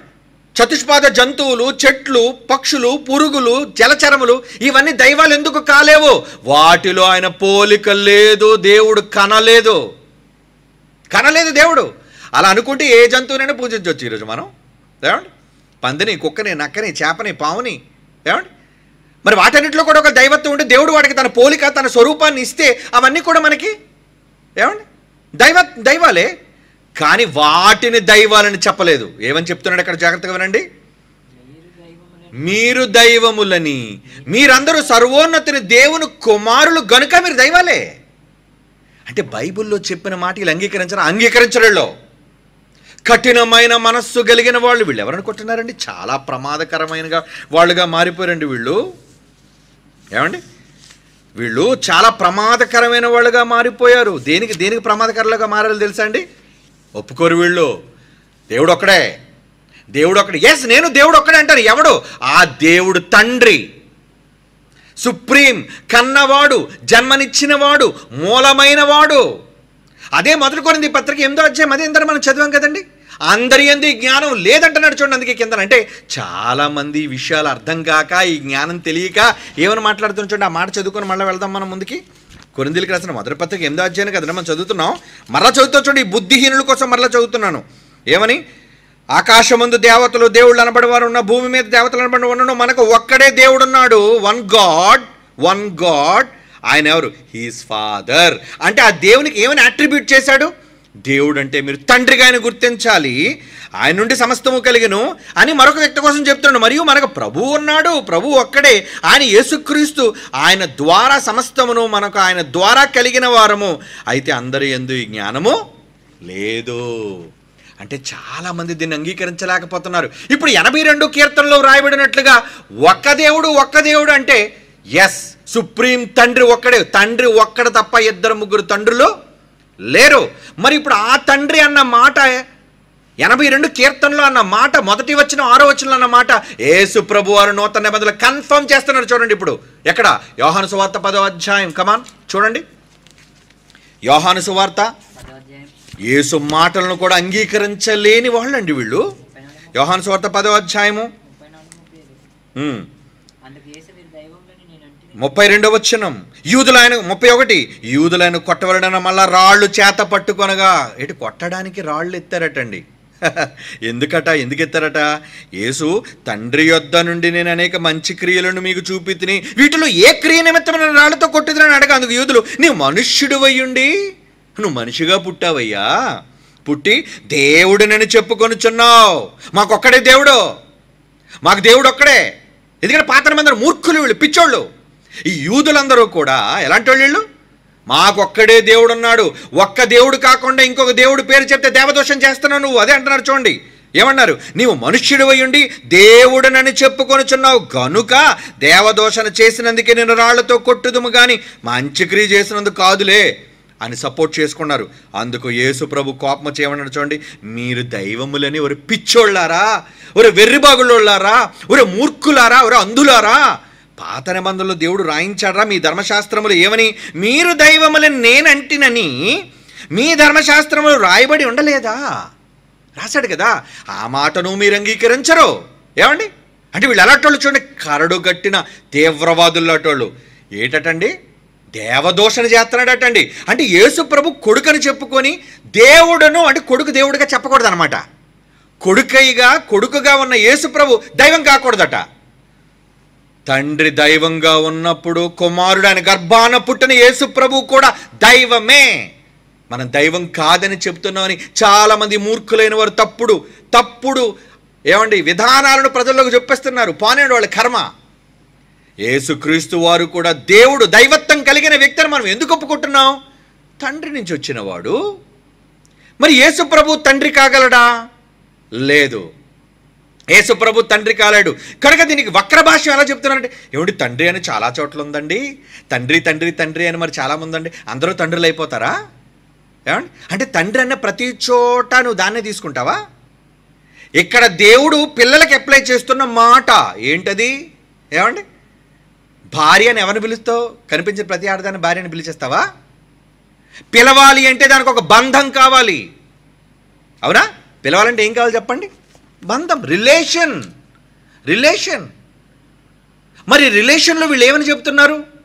తండ్రి కుమారుడు, వీళ్ళిద్దరి మధ్యన తండ్రి కుమారుల బంధం ఉంది. తండ్రి దేవుడైతే ఆయన గర్భాన పుట్టిన కొడుకు కూడా దేవుడని పాత నిబంధనలో చెబితే ఆ రోజు యూదులు రాళ్ళు తీశారు కొట్టడానికి, దేవదోషణ అన్నారు. ఈరోజు మనం ఏం చెప్తున్నాం చెప్పండి? ఏమండి ఒక్క దేవుడు మాత్రమే కాదర్రా, ఆయన గర్భాన పుట్టిన వాళ్ళు కూడా దేవుళ్ళుగా ఉండడానికి అవకాశం ఇచ్చాడు అంటే మరలా వీళ్ళకో దేవదోషం చేస్తున్నాడు. ఒక్క దేవుడిని ఒప్పుకోవట్లేదు, అందరినీ దేవుళ్ళు అంటున్నారు. దైవంగా బ్రతకకూడదా? దేవుని వాక్యం ఎవరికి వస్తే వారు దైవములు అంటే నేను అర్థమైన వాడి దైవం. దేవుని వాక్యం ఎవరికి వచ్చినో ఆ కింద మాట అంటాడు చూడండి, దేవుని వాక్యం ఎవరికి వచ్చినా వారే దైవములు. 35వ వచనంలో అన్నాడు. అంటే నేను అర్థమైతే ఎవడైనా దైవాలుగా ఒప్పుకుంటాడు, మారుతాడు. ఒకళ్ళు నేను అర్థం కాకపోతే ఆ రోజు వాళ్ళు రాళ్ళు తీశారు, ఇప్పుడు ఆ నిబంధన లేదు కానీ లేదా వీళ్ళు కూడా రాళ్ళతో కొడుతురండి మనల్ని. ఏమండి ఈరోజు దూషణకరమైన మాటలు మాట్లాడుతూ అయ్యో దేవుని దేవదోషణ చేస్తున్నారు వీళ్ళు, ఒక్క దేవుడని ఏకత్వాన్ని వీళ్ళు పోగొడుతున్నారు. ఒరే పిచ్చోళ్ళారా, ముగ్గురు దేవుళ్ళు, మరలా చెప్తున్నాను, తండ్రి కుమారుడు పరిశుద్ధాత్ముడు వేరువేరుగా ఉన్నారు అన్ని కాలాల్లో. వీళ్ళు ఏం చేస్తారంటే తండ్రి కుమారుడు ముగ్గురు ఒప్పుకుంటాము కానీ ఒక్క దేవుడుగా ఉన్నారు. ఈ తప్పుడు మాట తీసేయాలి. ఏమనంటే దేవుడు ఒక్కడేని బైబిల్ చెప్పింది. ఆ ఒక్కడేంటో తెలుసా? తండ్రి. అది యేసు చెప్పాడు, పరిశుద్ధాత్మ దేవుడు పౌలు ద్వారా రాయించాడు, తండ్రి. అలాగని తండ్రి దేవుడైనంత మాత్రాన మిగతా వాళ్ళు దేవుళ్ళ కాలేరా? కాకూడదా? ఎస్, దేవుళ్ళుగా మారగలరు, ఉండగలరు. యేసుప్రభు అర్థమైతే వాళ్ళు దైవాలుగా ఉండగలరు. యేసుప్రభు చెప్పుకోరు నేను దైవం అంటే తండ్రి దేవుడు, కుమారుడు కూడా దేవుడు. అంటే ఇప్పుడు మనకి తండ్రి కుమారుడు పరిశుద్ధాత్మ దేవుళ్ళ కాదా? ఏమండి వీళ్ళు ఎంతసేపు యేసు ప్రభువుని సమానుడిగా చేస్తున్నారు. యేసు ప్రభు సమానుడు, ఎందుకంటే దైవం కదండి, ముగ్గురు దైవాలు కదండి, సమానులు కదండి. ఏమండి అలా అనుకుంటే వీళ్ళు యేసు ప్రభు కోసమే చూపించగలుగుతున్నారు కానీ పరిశుద్ధాత్మ దేవుడు తండ్రి కుమారుడితో సమానుడని బైబిల్ ఎక్కడ చూపించమనండి వీళ్ళని. చెప్పమనండి వెళ్ళి. తండ్రి కుమారుడు సమానుడని రెఫరెన్స్లు చూపిస్తున్నారు. మరి పరిశుద్ధాత్మ దేవుణ్ణి మీరెందుకురా ఏకం చేశారు? పరిశుద్ధాత్మ దేవుణ్ణి ఎందుకు తండ్రి కుమారుడితో పాటు చేర్చేశారు? దానికున్న బేస్ ఏంటి? దానికున్న ఆధారం ఏంటి? ఏమండి చెప్పండి. లేదు. తండ్రి అయిన దేవునితో ఆయన సమానమైన దేవుడు, కుమారుడు కుమారుడని ఒప్పుకోలేండి, యేసుప్రభువే సమానుడైన దేవుడు.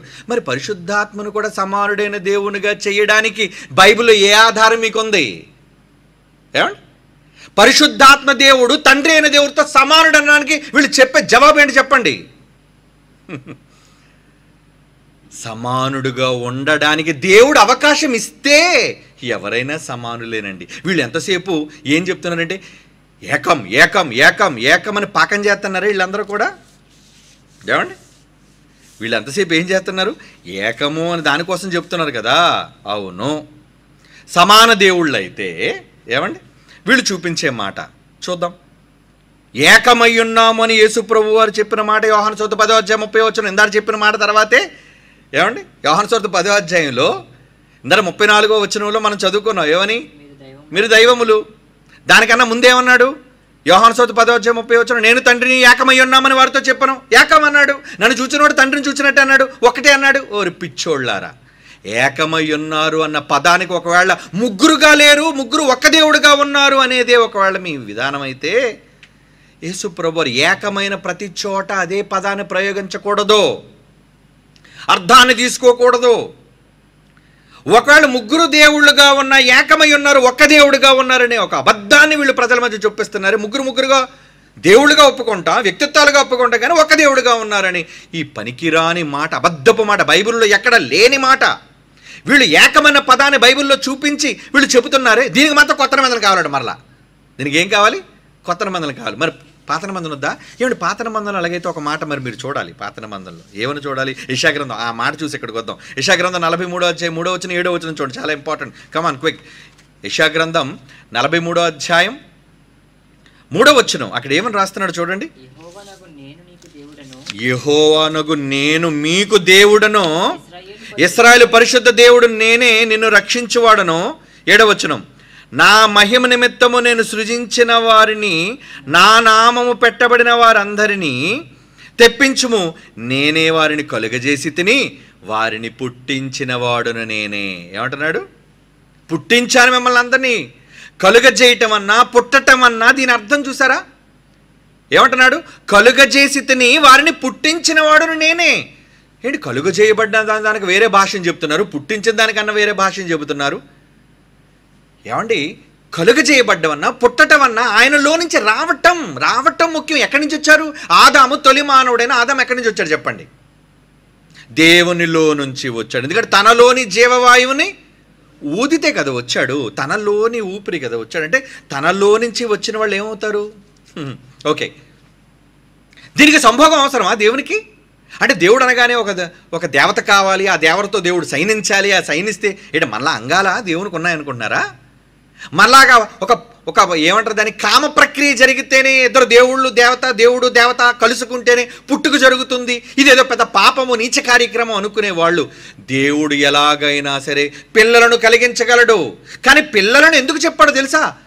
తనలో నుంచి వచ్చారు కనుక కుమారులని. ప్రకృతిలో దేనికి అనలేదు, దేవదూతలకు దేనికి అనలేదు. దేవదూతలను పిలిచాడా కుమారులని అని? దూతలలో ఎవరిని గూర్చేయని ఎప్పుడైనా చెప్పినా? అంటే కోట్ల మంది దూతల్లో కుమారులుగా ఎవరిని ఆయన చూడలేదు. కానీ జంతువుల్లో ఇన్ని లక్షల జీవరాశుల్లో దేనిని దేవుడుగా తన కుమారుడిగా చూడలేదు. కానీ మనల్ని అయితే ఏమనుకున్నాడండి?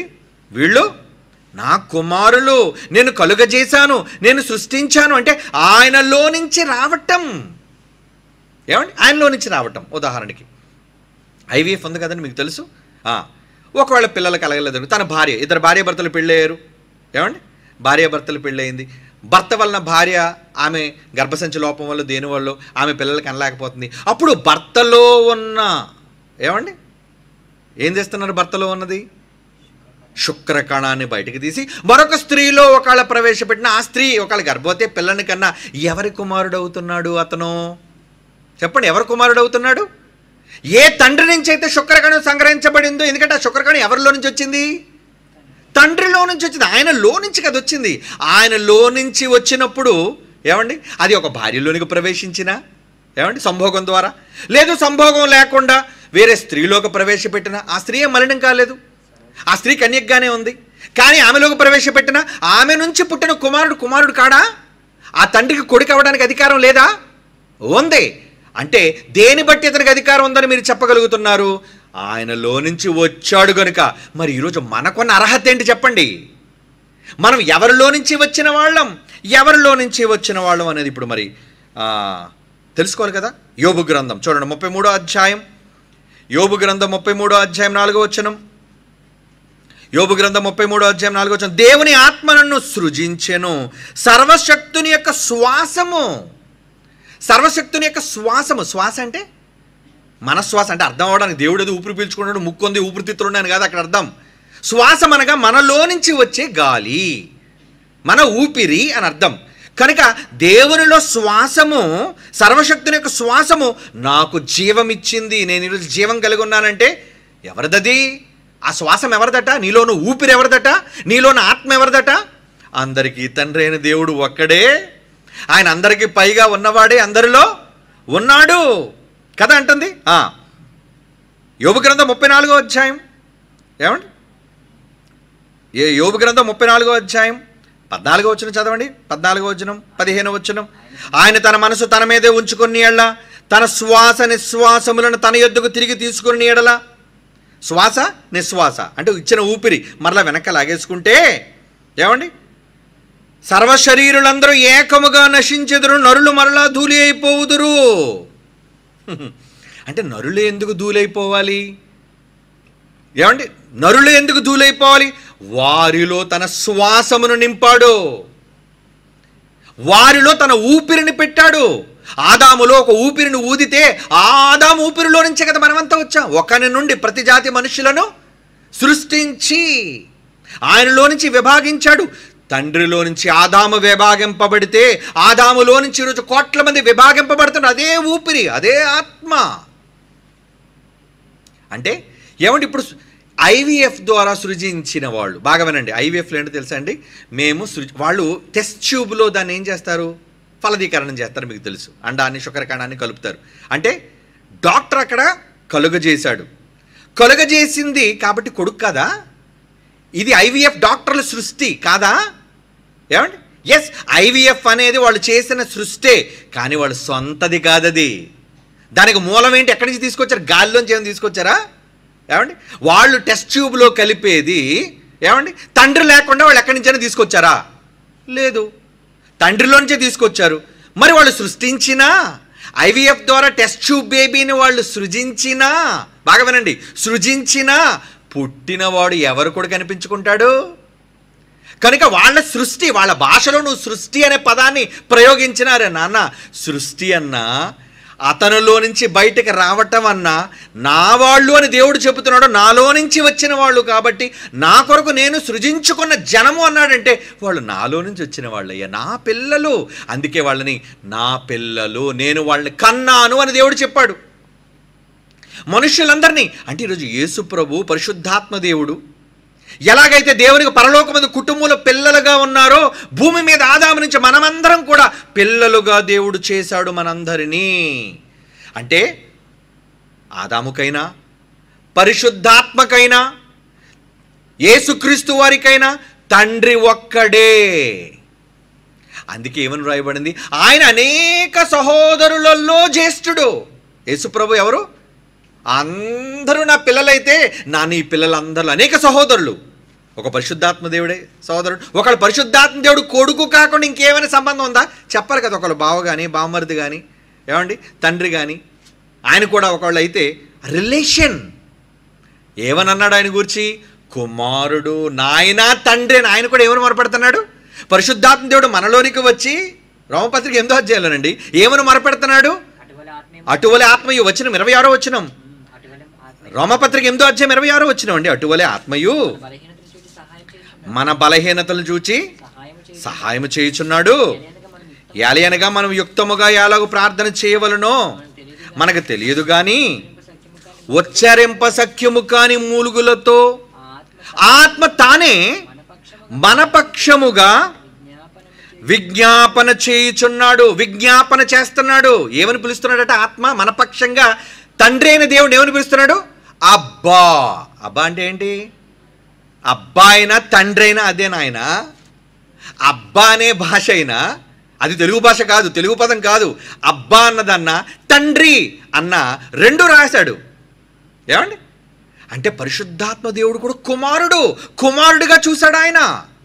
తండ్రి ఒక్కడే. మరలా చెప్తున్నాను, ఎప్పుడూ కూడా తండ్రిగానే ఉంటాడు. ఎందుకంటే ఆయన సుప్రీం, అందరినీ కలుగజేసిన వాడు. తన గర్భం నుంచి వచ్చిన యేసుప్రభును దైవంగా ఉండమన్నాడు. తన గర్భం నుంచి వచ్చిన పరిశుద్ధాత్మ దేవుని కూడా నువ్వు దైవంవే నాయన. చివరికి ఆయన గర్భం నుంచి వచ్చిన పిల్లలుగా మనల్ని కూడా దైవాలుగా ఉండే అధికారం మీకు ఇస్తున్నాను ఆయన. దేవుని సమాజంలో నేనే నిలబడ్డాను, నేనే సెలవిస్తున్నాను, మీరు సర్వోన్నతులైన దేవుని కుమారులు, దైవములు అని. ఇప్పుడు చెప్పండి, దేవుడు ఒక్కడా? చాలామంది దేవుళ్ళు ఉన్నారు. అంటే వాళ్ళు ఇప్పుడు ఈ మాటను వీళ్ళు ఎలా ప్రయోగిస్తారు తెలుసా? అంటే అండి, మనం కూడా హైందవులో చాలామంది దేవుళ్ళు మొక్కాలా? మమ్మల్ని మొక్కమని చెప్పట్లేదు, ఎప్పుడూ కూడా మొక్కాల్సింది ఏమండి? తండ్రి. యేసుప్రభు కూడా ఎవరిని పూజించాడు? యేసుప్రభు ఎవరిని పూజించాడని ఏమండి? యోహాను సువార్త. యేసుప్రభు వారు ఎవరిని పూజించినట్లుగా అక్కడ యోహాను సువార్తలో రాయబడింది చూడండి. యోహాను సువార్త 4వ అధ్యాయం ఏమండి 21వ వచనం.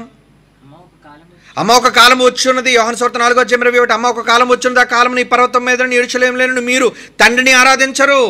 ఏమండి? నా మాట నమ్ము, మీరు మీకు తెలియని దాన్ని ఆరాధించేవారు, మేము మాకు తెలిసిన దాన్ని ఆరాధించేవారము. 23. అయితే యథార్థముగా ఆరాధించేవారు ఆత్మతోను సత్యముతోను తండ్రిని ఆరాధించు కాలము వచ్చుచున్నది. నాకు తండ్రి ఆయన. ఏమండి? నేను కూడా ఆయన ఆరాధకుల్లో ఒక్కడని. అది ఇప్పుడునూ వచ్చి అన్నది. తన్ను ఆరాధించువారు అట్టివారే కావాలని తండ్రి కోరుచున్నాడు. తన్ను అంటే ఇక్కడ యేసుప్రభు కోసం చెప్పట్లేదు, తనని ఆరాధించేవారు అటువంటి కావాలి అని ఏమండి తండ్రి కోరుకుంటున్నాడు. ఆ తండ్రి కోరుకోవటంలో నేను కూడా ఒక తండ్రి ఆరాధకుడను. ఏమండి? యేసుప్రభు ఒకళ్ళు మనకు పూజ్యనీయుడిగా ఉన్నా, ఏమండి యేసుప్రభు వారు మనకి అన్నగా మనం అనుకున్న జ్యేష్ఠుడిగా ఉండని దాన్ని బట్టి ఏమంటే సోదరులు కదా, సోదరులో మొదట పుట్టినవాడిని అన్న అని పిలుస్తాం మనం. కనుక యేసుక్రీస్తు వారు కూడా ఏమంటున్నాడంటే తన్ను ఆరాధించేవారు కూడా అట్టివారు కావాలని తండ్రి కోరుకొనుచున్నాడు అంటున్నాడు. చూడండి, అంటే వీళ్ళందరూ కూడా తండ్రిని ఆరాధించే వాళ్ళలో యేసుప్రభు కూడా ఉన్నాడు. యేసుప్రభు గారు కూడా తండ్రిని ఆరాధించే వ్యక్తిగా ఉన్నారు. మరి ఏకం అంటే ఒక దేవుడు మరొక దేవుడు ఎందుకు పూజించాలి చెప్పండి? మరి మన అలాగైతే యేసుప్రభు దేవుడై ఉండి మరొక దేవుడుగా తండ్రిని ఆరాధించాలా? ఏమండి? తండ్రికి మొక్కాలా? ఏమండి? ఆయన పోను దేవుడని పిలిచాడా? యేసుప్రభు వారు తండ్రిని దేవుడని పిలిచాడా లేదా?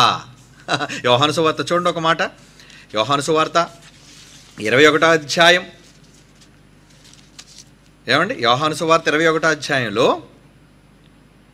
ఏమని మాట్లాడుతున్నారు యేసుప్రభు వారు? ఒక మాట చూద్దాం. యోహాను సువార్త 21వ అధ్యాయంలో ఆయన తిరిగి లేచిన తర్వాత కనబడ్డారు. ఎవరికి కనబడ్డారు? 20వ అధ్యాయం 17వ వచనం. ఆయన సమాధిని గెలిచిన తర్వాత యేసు ఆమెతో ఇంకను తండ్రి వద్దకు ఎక్కిపోలేదు, తండ్రి ఉన్నాడు పైన, నేను ఎక్కడున్నాను, నన్ను లేపాడు మృతుల్లో నుంచి ఆయనే, ఇవన్నీ మీకు తెలుసు. ఏమండి? తండ్రి వద్దకు ఎక్కిపోలేదు కనుక నన్ను ముట్టుకోవద్దు, అయితే నా సహోదరుల వద్దకు వెళ్ళి. యేసుప్రభు మిగతా వాళ్ళతో ఏమన్నాడు? ఈయన దేవుడైతే మిగతా వాళ్ళని ఏమని పిలాలి? నా పిల్లల దగ్గరికి వెళ్ళి. ఏమండి? ఆయన దేవుడని అనకూడదు, ఆయన తండ్రి అని అనకూడదు. మరి ఈయన కూడా సమానుడైన దేవుడు కదా. పరలోకమందున్న దేవుడు ఒకవేళ తండ్రి కాకపోతే ఈయన కూడా పరలోకానికి వెళ్ళిన తర్వాత సమానమైన దేవుడైతే ఏమనాలి?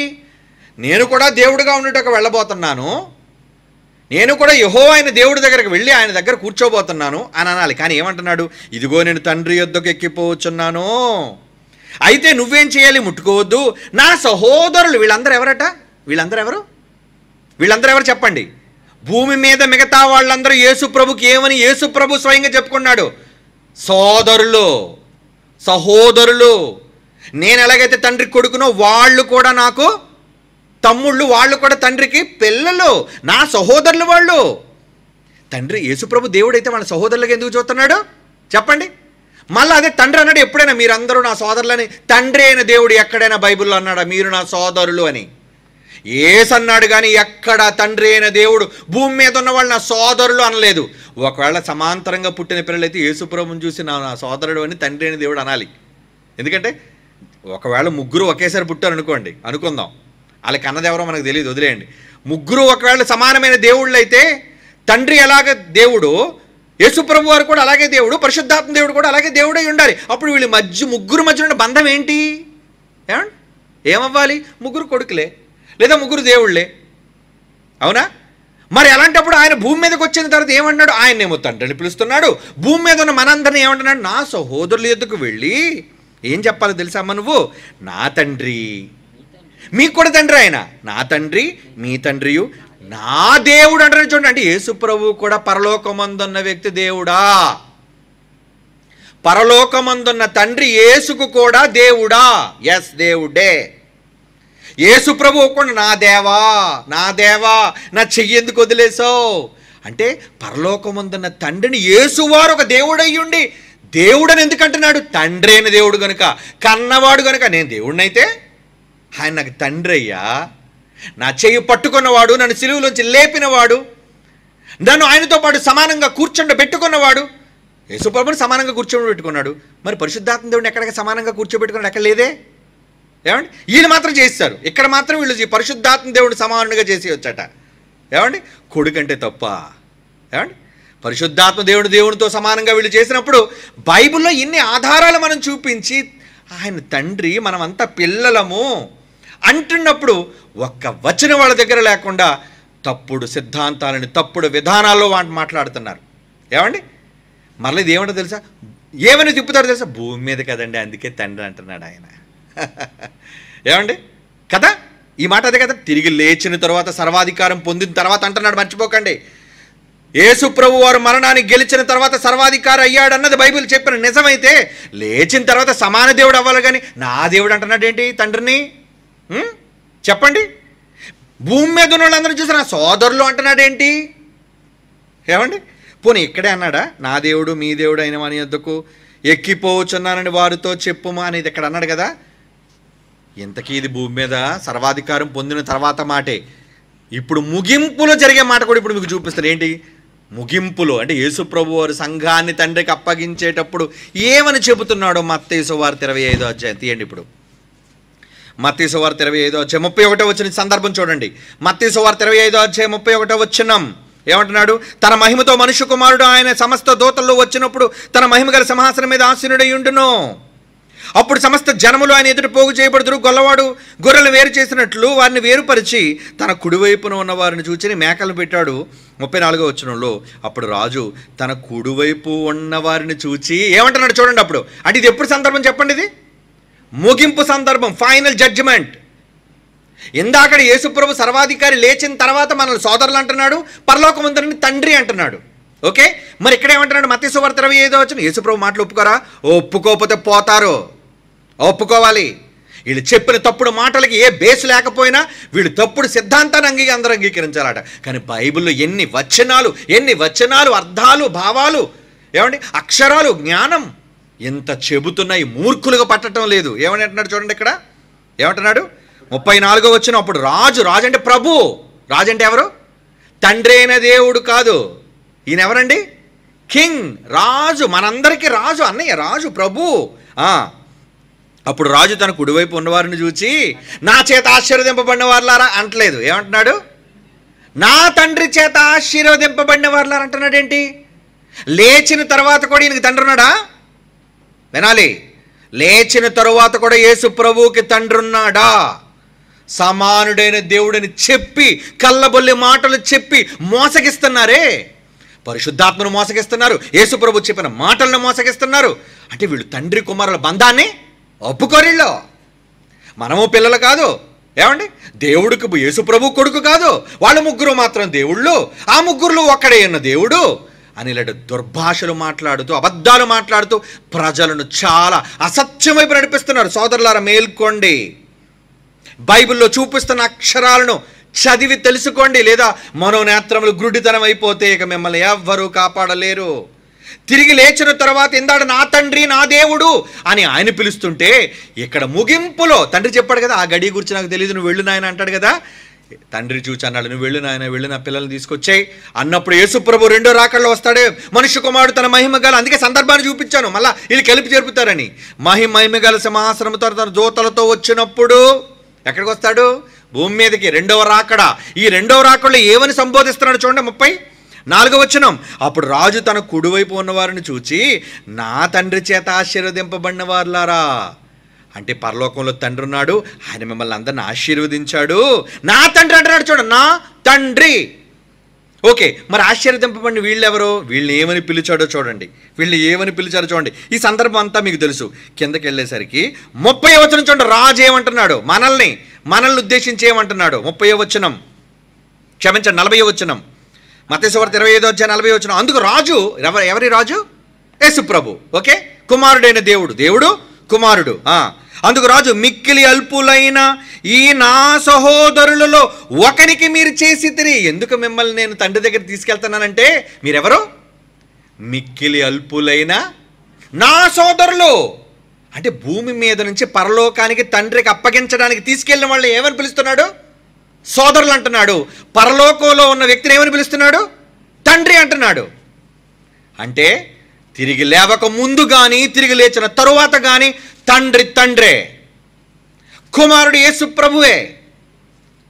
మనం కుమారులమే, మనం కూడా కుమారులమే. అందుకే మనల్ని సోదరులను సంబోధిస్తున్నాడు. ఏమిటి, యేసు ప్రభుకి మతి లేదా మనల్ని సోదరులను సంబోధించడానికి? ఒక దేవుడు ఉండి మనల్ని సోదరులను ఎందుకు సంబోధిస్తున్నాడు చెప్పండి? ఎక్కడైనా తండ్రి అయిన దేవుడు భూమి మీద ఉన్న మనుషులు సహోదరులు అని సంబోధించాడా? నెవర్, ఎక్కడా లేదు. ఎందుకంటే కన్నవాడండి, ఎందుకు అలాగంటాడు? ఏమండి, అంటే తండ్రి కుమారుల బంధం చూడండి. వీళ్ళు ఏంటంటే ప్రతి చోట తండ్రి అంటే అన్ని తండ్రులు ఒకటేనా? తండ్రులు వేరు. ఏమండి, తండ్రి అనగానే పెద్దవాడే తండ్రి అవుతాడు. అన్ని అర్థాలు దానికి తీసుకొచ్చి పెట్టినా ఎప్పుడు తండ్రి మొదటి స్థానంలోనే ఉంటాడు. తండ్రి మొదటి స్థానంలోనే ఉండాలి. నెంబర్ 1 ఆయన. కొడుకు అనగానే నెంబర్ 2. ఏమంటే నా పక్కన మా తండ్రి జైశాలి గారు నిలబడితే ఒకటి ఎక్కడ పెడతారు చెప్పండి మీరు? పోనీ మీరు కన్నా మీ పిల్లల దగ్గర ఒకటి మీ దగ్గర వేసుకుంటారా, మీ పిల్లల దగ్గర వేసుకుంటారా? అలా వేశారంటే బుద్ధిహీనులని మీరు అర్థం. బొత్తిగా సంబంధ బాంధవ్యాలు తెలియని వాళ్ళని అర్థం. అవునండి, బొత్తిగా సంబంధ బాంధవ్యాలు తెలియకపోతే, బంధాలను గురించి తెలియకపోతే దేవుడి బంధాలు ఎందుకు రాయించాడు? ఆయన తండ్రిని ఎందుకు పిలువబడ్డాడు? నేను కుమారుడిగా ఎందుకు చూపించాడు? మనందరినీ పిల్లలుగా ఎందుకు చెప్పాడు చెప్పండి? 1 సుప్రీం ఫాదర్ ఒక్కడే ఉన్నాడండి, తండ్రి ఒక్కడే ఉన్నాడు. అంటే అందరినీ తండ్రిని పిలిచేయొచ్చా? ఏమంటే మరి చాలామందిని తండ్రిని పిలిచాడు. పౌలు గారు తన తిమోతికి తండ్రి అయ్యాడు కదండి, మరి మీరు కూడా డాడీ అని పిలుస్తున్నారు కదండి జైశాలి గారిని. ఏ డాడీ? ఆత్మ సంబంధమైన తండ్రి, మాకు వాక్యాన్ని భిక్ష పెట్టిన తండ్రి. అవునా? జైశాలి గారు మీకు వాక్యం నేర్పించిన తండ్రి అంతే, కానీ ఆత్మలకు తండ్రి ఎవరు? ఒక్కడే, 1 and only. మనందరికీ తండ్రి ఆయనకే పేరు పెట్టాలి. తండ్రి అని దేవాది దేవునికే వెళుతుంది, సుప్రీంకే వెళుతుంది. అది యేసుప్రభు కాదు. యేసుప్రభు తండ్రిగా పిలువబడినా ఇప్పుడు ఎలాగైతే మీరు తండ్రులుగా పిలువబడుతున్నారో యేసుప్రభు కూడా పేరు పెట్టబడింది. ఏమని? నిత్యుడగు తండ్రి, నిత్యము ఉన్న తండ్రి అనే పేరు. కానీ ఆయనకు కూడా తండ్రి ఉన్నాడా? నిత్యుడుగు తండ్రిని యేసుప్రభు కూడా తండ్రి ఉన్నాడా? ఒప్పుకున్నాడు, నా తండ్రి. లేచిన తర్వాత కూడా నా తండ్రి, మీరు నా సోదరులు అన్నాడు, ఆయననేమో తండ్రి అన్నాడు. అంటే ఇక్కడ తండ్రి కుమారుల బంధాన్ని గురించి మనం ఆలోచిస్తే, తండ్రి అని పిలవాలంటే దేవుణ్ణే పిలవాలి, తండ్రి అయిన దేవుణ్ణే పిలవాలి. పదం ఉంది కదా అని ఉపయోగిస్తే ఎలాగా? ఏమండి, భార్యని అమ్మ అని పిలవచ్చా? బాగా వినండి, భార్యని అమ్మ అనొచ్చా? అమ్మని భార్య అనొచ్చా చెప్పండి? అనడానికి వీల్లేదు. భార్యలో అమ్మను చూసుకోగలవేమో, కానీ అమ్మ పెళ్ళం కాలేదురా నీకు. అంటే కన్నాది గనుక అమ్మ మాత్రమే నీకు జన్మనిచ్చింది. నీ భార్య హైందవ సోదరులు చెప్పినట్టు పనిలో కార్యేషు దాసి, కరణేషు మంత్రి, భోజ్యేషు మాత, రకరకాల పాత్రలు వహించినా నిన్ను కన్నది కాలేదు నీ భార్య. అవునా? భార్య కన్నదా మనల్ని చెప్పండి? మరి ఇప్పుడు దేవుడు ఏకమై ఉన్నాడని భార్యాభర్తల బంధాన్ని పెట్టేస్తున్నారు కదా వీళ్ళు. ఇప్పుడు చూడండి, ఆ మాట చూసి ముగించుకుందాం మనం. అంటే అమ్మ ఎప్పుడు కూడా భార్య కాలేదు. అమ్మ అన్నామంటే మరి భార్యని కూడా అమ్మ అని పిలిచావు కదండి. అవును, నేను కూడా నా భార్యని అమ్మ అంటాను. నేను అమ్మ అంటే నన్ను కన్నదనా? నన్ను కన్నదేస్తే రాణి, నన్ను కన్నది నా తండ్రి పిడి సుందర్రావు, ఆయన పేరే చెప్పాలి. అలాగని నాన్నని ఎవరు పిలిచినంత మాత్రాన అందరూ తండ్రులు అయిపోతారా? ఎవరు? కనుక తండ్రి అనే ప్రతి చోట మీరు దాన్ని అప్లై చేస్తే ఎలా? అక్కడున్న వాల్యూ ఏంటో, అక్కడున్న బంధం ఏంటో చూడాలి. ఇప్పుడు వీళ్ళు మాటి మాటికి ఒకటి ఒకటి ఒకటి ఒకటి అంటున్నారు కదండి. మరి ఒకటి ఒకటి అంటే ఇక్కడ మీరు ఆలోచించవలసిన ఈ మాటను చదువు ముగించుకుందాం. ఇందాక మీరు చదివాను కదా, నేను తండ్రి ఒకటై ఉన్నామని. ఓకే, మార్కు సువార్త 10:7 చూడండి. మార్కు సువార్త 10:7 ఈ హేతువు చేత పురుషుడు తన తల్లిని తండ్రిని విరిచి తన భార్యను హత్తుకును, వారిద్దరూ ఏక శరీరము. జాగ్రత్తగా వినండి, ఈ పాయింట్ చెప్పి క్లోజ్ చేస్తాను, ఎందుకంటే చాలా వివరణ ఇవ్వాలి కదా. సబ్జెక్ట్ ఇంకా అయిపోలేదు, మరలా చెప్తున్నాను, ఇంకా ఉంది దంపుడు. బాగా మీకు కంగారు పడకండి, సత్యంలో ఇంకా ఉంది సబ్జెక్టు. ఇక్కడ ఏమని చెప్తున్నాడు చూడండి. ఇక్కడ ఏమంటున్నాడు? మార్కు సువార్త 10:7 పురుషుడు తన తల్లిదండ్రులు విడిచి భార్యను హత్తుకొనును, వారిద్దరూ ఏక శరీరమై ఉందురు కనుక వారిద్దరూ ఇక ఇద్దరుగా నుండక ఏక శరీరం. అంటే ఇప్పుడు భార్య భర్తలుగా మీరు అందరూ ఉన్నారు కదండి. మీరు ఏక శరీరంగా ఉన్నారా, ఇద్దరుగా ఉన్నారా? చెప్పండి. ఇప్పుడు ఇద్దరే వ్యక్తులుగా, ఇద్దరు శరీరాన్ని బట్టి ఏకం అంటే మరి ఒక దేహం అంటే ఇద్దరు కలిసిపోయి పాకం అయిపోవాలి కదా. ఏమండి, ఇద్దరు ఒక బాడీ అయిపోవాలి కదా. ఇద్దరుగా ఉన్న, ఇక్కడ ఏం పదప్రయోగం జరుగుతుంటే వాళ్ళు ఇద్దరుగా ఉండక ఏకమై ఉన్నారు. ఇప్పుడు తండ్రి కుమారుడు ఇద్దరు ఏకమై ఉన్నారంటే అర్థం ఏంట్రా? ఒరే పిచ్చోడా, ఇక్కడ బైబిల్లో చెప్పబడి భావాలు అర్థం తెలియదు, మాటలలోని తెలియదు. ఏమండి, తండ్రి అంటే అందరూ తండ్రా, అమ్మ అంటే అందరూ అమ్మలా, భార్య అంటే అందరూ భార్యలా? ఎక్కడ పడితే అక్కడ పదప్రయోగాలు వినియోగించి మూర్ఖులు కాకండి. చదవండి సరిగ్గా.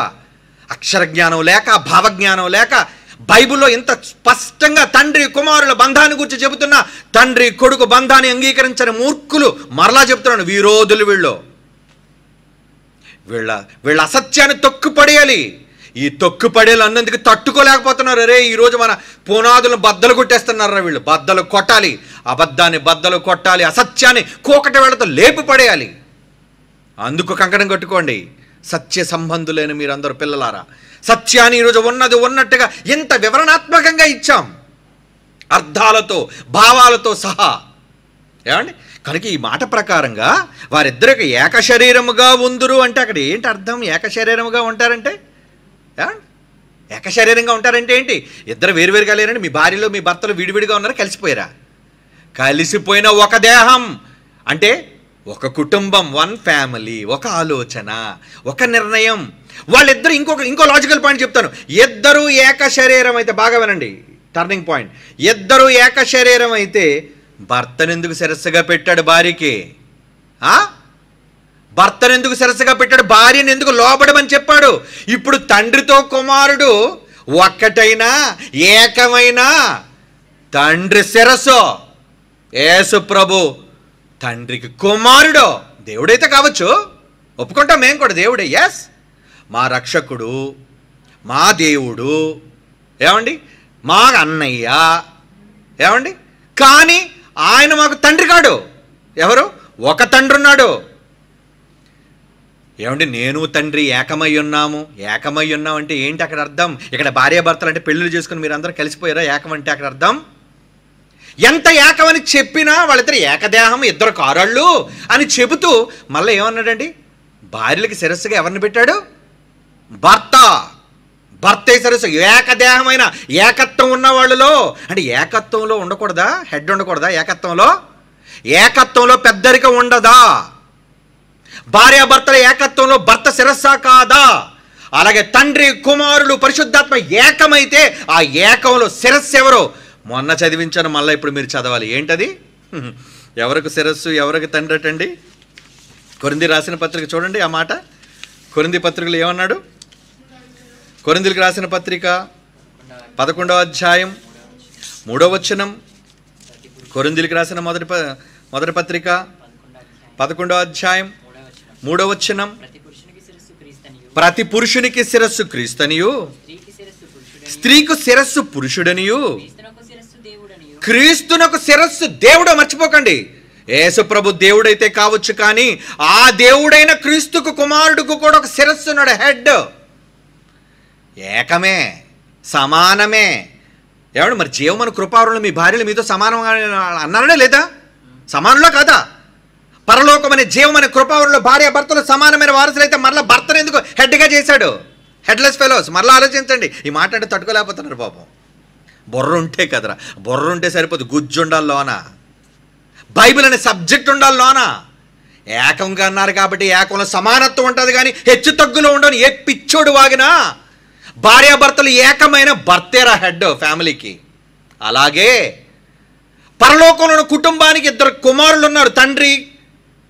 తండ్రికి 2 కుమారులు ఉన్నారు. ఒకటి కుమారుడైన యేసు ప్రభు వారు, రెండోది కుమారుడైన పరిశుద్ధాత్మ దేవుడు వారు. వీళ్ళు దేవునితో సమానంగా దేవుడు కూర్చోబెట్టుకున్న వీళ్ళిద్దరికి హెడ్ ఒకడున్నాడు. వాళ్ళ ముగ్గురులో హెడ్ ఎవరో తెలుసా? ఏమండి, మనమంతా దేవుని వారం అయితే, క్రీస్తు వారం అయితే, ఆ మాట కూడా అంటాడు చూడండి, 4వ అధ్యాయం అనుకుంటాను, చూసి ముగించుకుందాం. మనమంతా క్రీస్తు వారం అయితే క్రీస్తు ఏమండి, క్రీస్తు ఎవరి వారం అని అంటారు చూడండి. అక్కడ కొరింథీయులకు రాసిన మొదటి పత్రిక 3వ అధ్యాయం 23వ వచనం చదవండి. 23. మీరందరూ ఎవరు? క్రీస్తు వారట. క్రీస్తు ఎవరి వారట? దేవుని వాడు. ఏంటి, క్రీస్తు కూడా దేవుని వారు? అదేంటి? మనమంతా తండ్రి, కుమారుడు, పరిశుద్ధాత్మ వాళ్ళం అవ్వాలి కానీ మనమంతా క్రీస్తు వారం అయితే క్రీస్తు దేవుని వాడేంటి? అంటే క్రీస్తుకు పైన ఎవరున్నారో? సుప్రీం. క్రీస్తుకు పైన దేవుడు ఉన్నాడు. వాళ్ళు ముగ్గురు ఏకము కాలేదు. ముగ్గురు అన్ని కాలాలలో వేరుగా ఉన్నారు. అన్ని కాలాలు అనేది రేపు నెక్స్ట్ ఎపిసోడ్లో చెప్తాను మీకు. వీరు అన్ని కాలాల్లో విడివిడిగా ముగ్గురు ఉన్నారు. ఒక్క దైవత్వం కాదు. తండ్రి అనే దైవం, కుమారుడనే దైవం, పరిశుద్ధాత్మ అనే దైవం. ఈ ముగ్గురు ఒకళ్ళు సమానంగా ఉన్నా, పరిశుద్ధాత్మ దేవుడిని ఎలాగా మీరు సమానంగా చూపించలేరు రెఫరెన్స్, కానీ వీళ్ళు సమానంగా దేవుడు ఉండనిచ్చిన సమానత్వంలో కూడా హెడ్ ఉంటుందర్రా పిచ్చోళ్ళారా. భార్యాభర్తలు ఎలాగ ఏకదేహంతో ఏకమై ఉన్నా వాళ్ళలో పురుషుడు ఎలాగైతే శిరస్సుగా ఉన్నాడో, ఇందర మనం చదువుకున్న కొరింథీ పత్రికలోని స్త్రీలందరికీ శిరస్సు పురుషుడైతే ఆ పురుషులకు శిరస్సు క్రీస్తు అయితే ఆ క్రీస్తుకు అల్టిమేట్ శిరస్సు దేవుడు అని క్రొత్త నిబంధన సర్వ సత్యము చెప్పింది. ఈ సత్యాన్ని ఒప్పుకోలేనడు క్రీస్తు విరోధి. ఖబర్దార్, జాగ్రత్త. ఇక్కడికి ఆపుదాం. నెక్స్ట్ ఎపిసోడ్లో బెదిరిపోతారు. ఇంకా ఎప్పటికే చాలా వరకు రెఫరెన్సులు చూపించి వినడానికి మీరు అలసిపోయారేమో, కానీ చెప్పడానికి నాకు ఇంకా అలుపు రాలేదు. టైం అయిపోయింది కాబట్టి ఆగాను నేను, జైశాల్ గారు మాటలున్నాయి కాబట్టి. ఓకే, కనుక తండ్రి, కుమారుడు, పరిశుద్ధాత్మ దేవుడు, మరలా చెప్తున్నాను, ముగ్గురు వేరుగా అన్ని కాలాలలో ఉన్న దైవాలు. ఈ ముగ్గురు దైవాలలో హెడ్ సుప్రీం యేసుకు కానీ పరిశుద్ధాత్మునికి కానీ ఒకే తండ్రి, ఆయనే ఒక్క దేవుడు, ఆయనే తండ్రి అయిన దేవుడు. God bless you. కళ్ళు మూసుకొని ప్రార్థన చేసుకుందాం. పరిశుద్ధుడైన తండ్రి దేవా, ఈ మూర్ఖ సమాజం మిమ్మునుగా అంగీకరించలేక, కుమారుగా అంగీకరించలేక తప్పుడు వాదనలను, సిద్ధాంతాలను ప్రజల మధ్యకు చూపిస్తున్నారు నాయన. ఈ తప్పు విధానాన్ని ఉక్కుపాదంతో అణిచేసే జ్ఞానాన్ని మాకు దయచేయండి తండ్రి. నీ పిల్లలందరినీ పురుకొల్పండి. అసత్యంలో అనేక మందిని క్రీస్తు విరోధులుగా మలిచి నరకానికి నడిపిస్తున్న ఈ తరుణంలో నిజాలను పిల్లలకు చెప్పి దేవా, మీ సర్వసత్యములోనికి మమ్మల్ని నడిపించుచున్నందుకే ధన్యవాదాలు చెల్లిస్తూ యేసుక్రీస్తు వారి పరిశుద్ధమైన నామములో ఈ ప్రార్థన వేడుకొనుచున్నాము తండ్రి. ఆమెన్.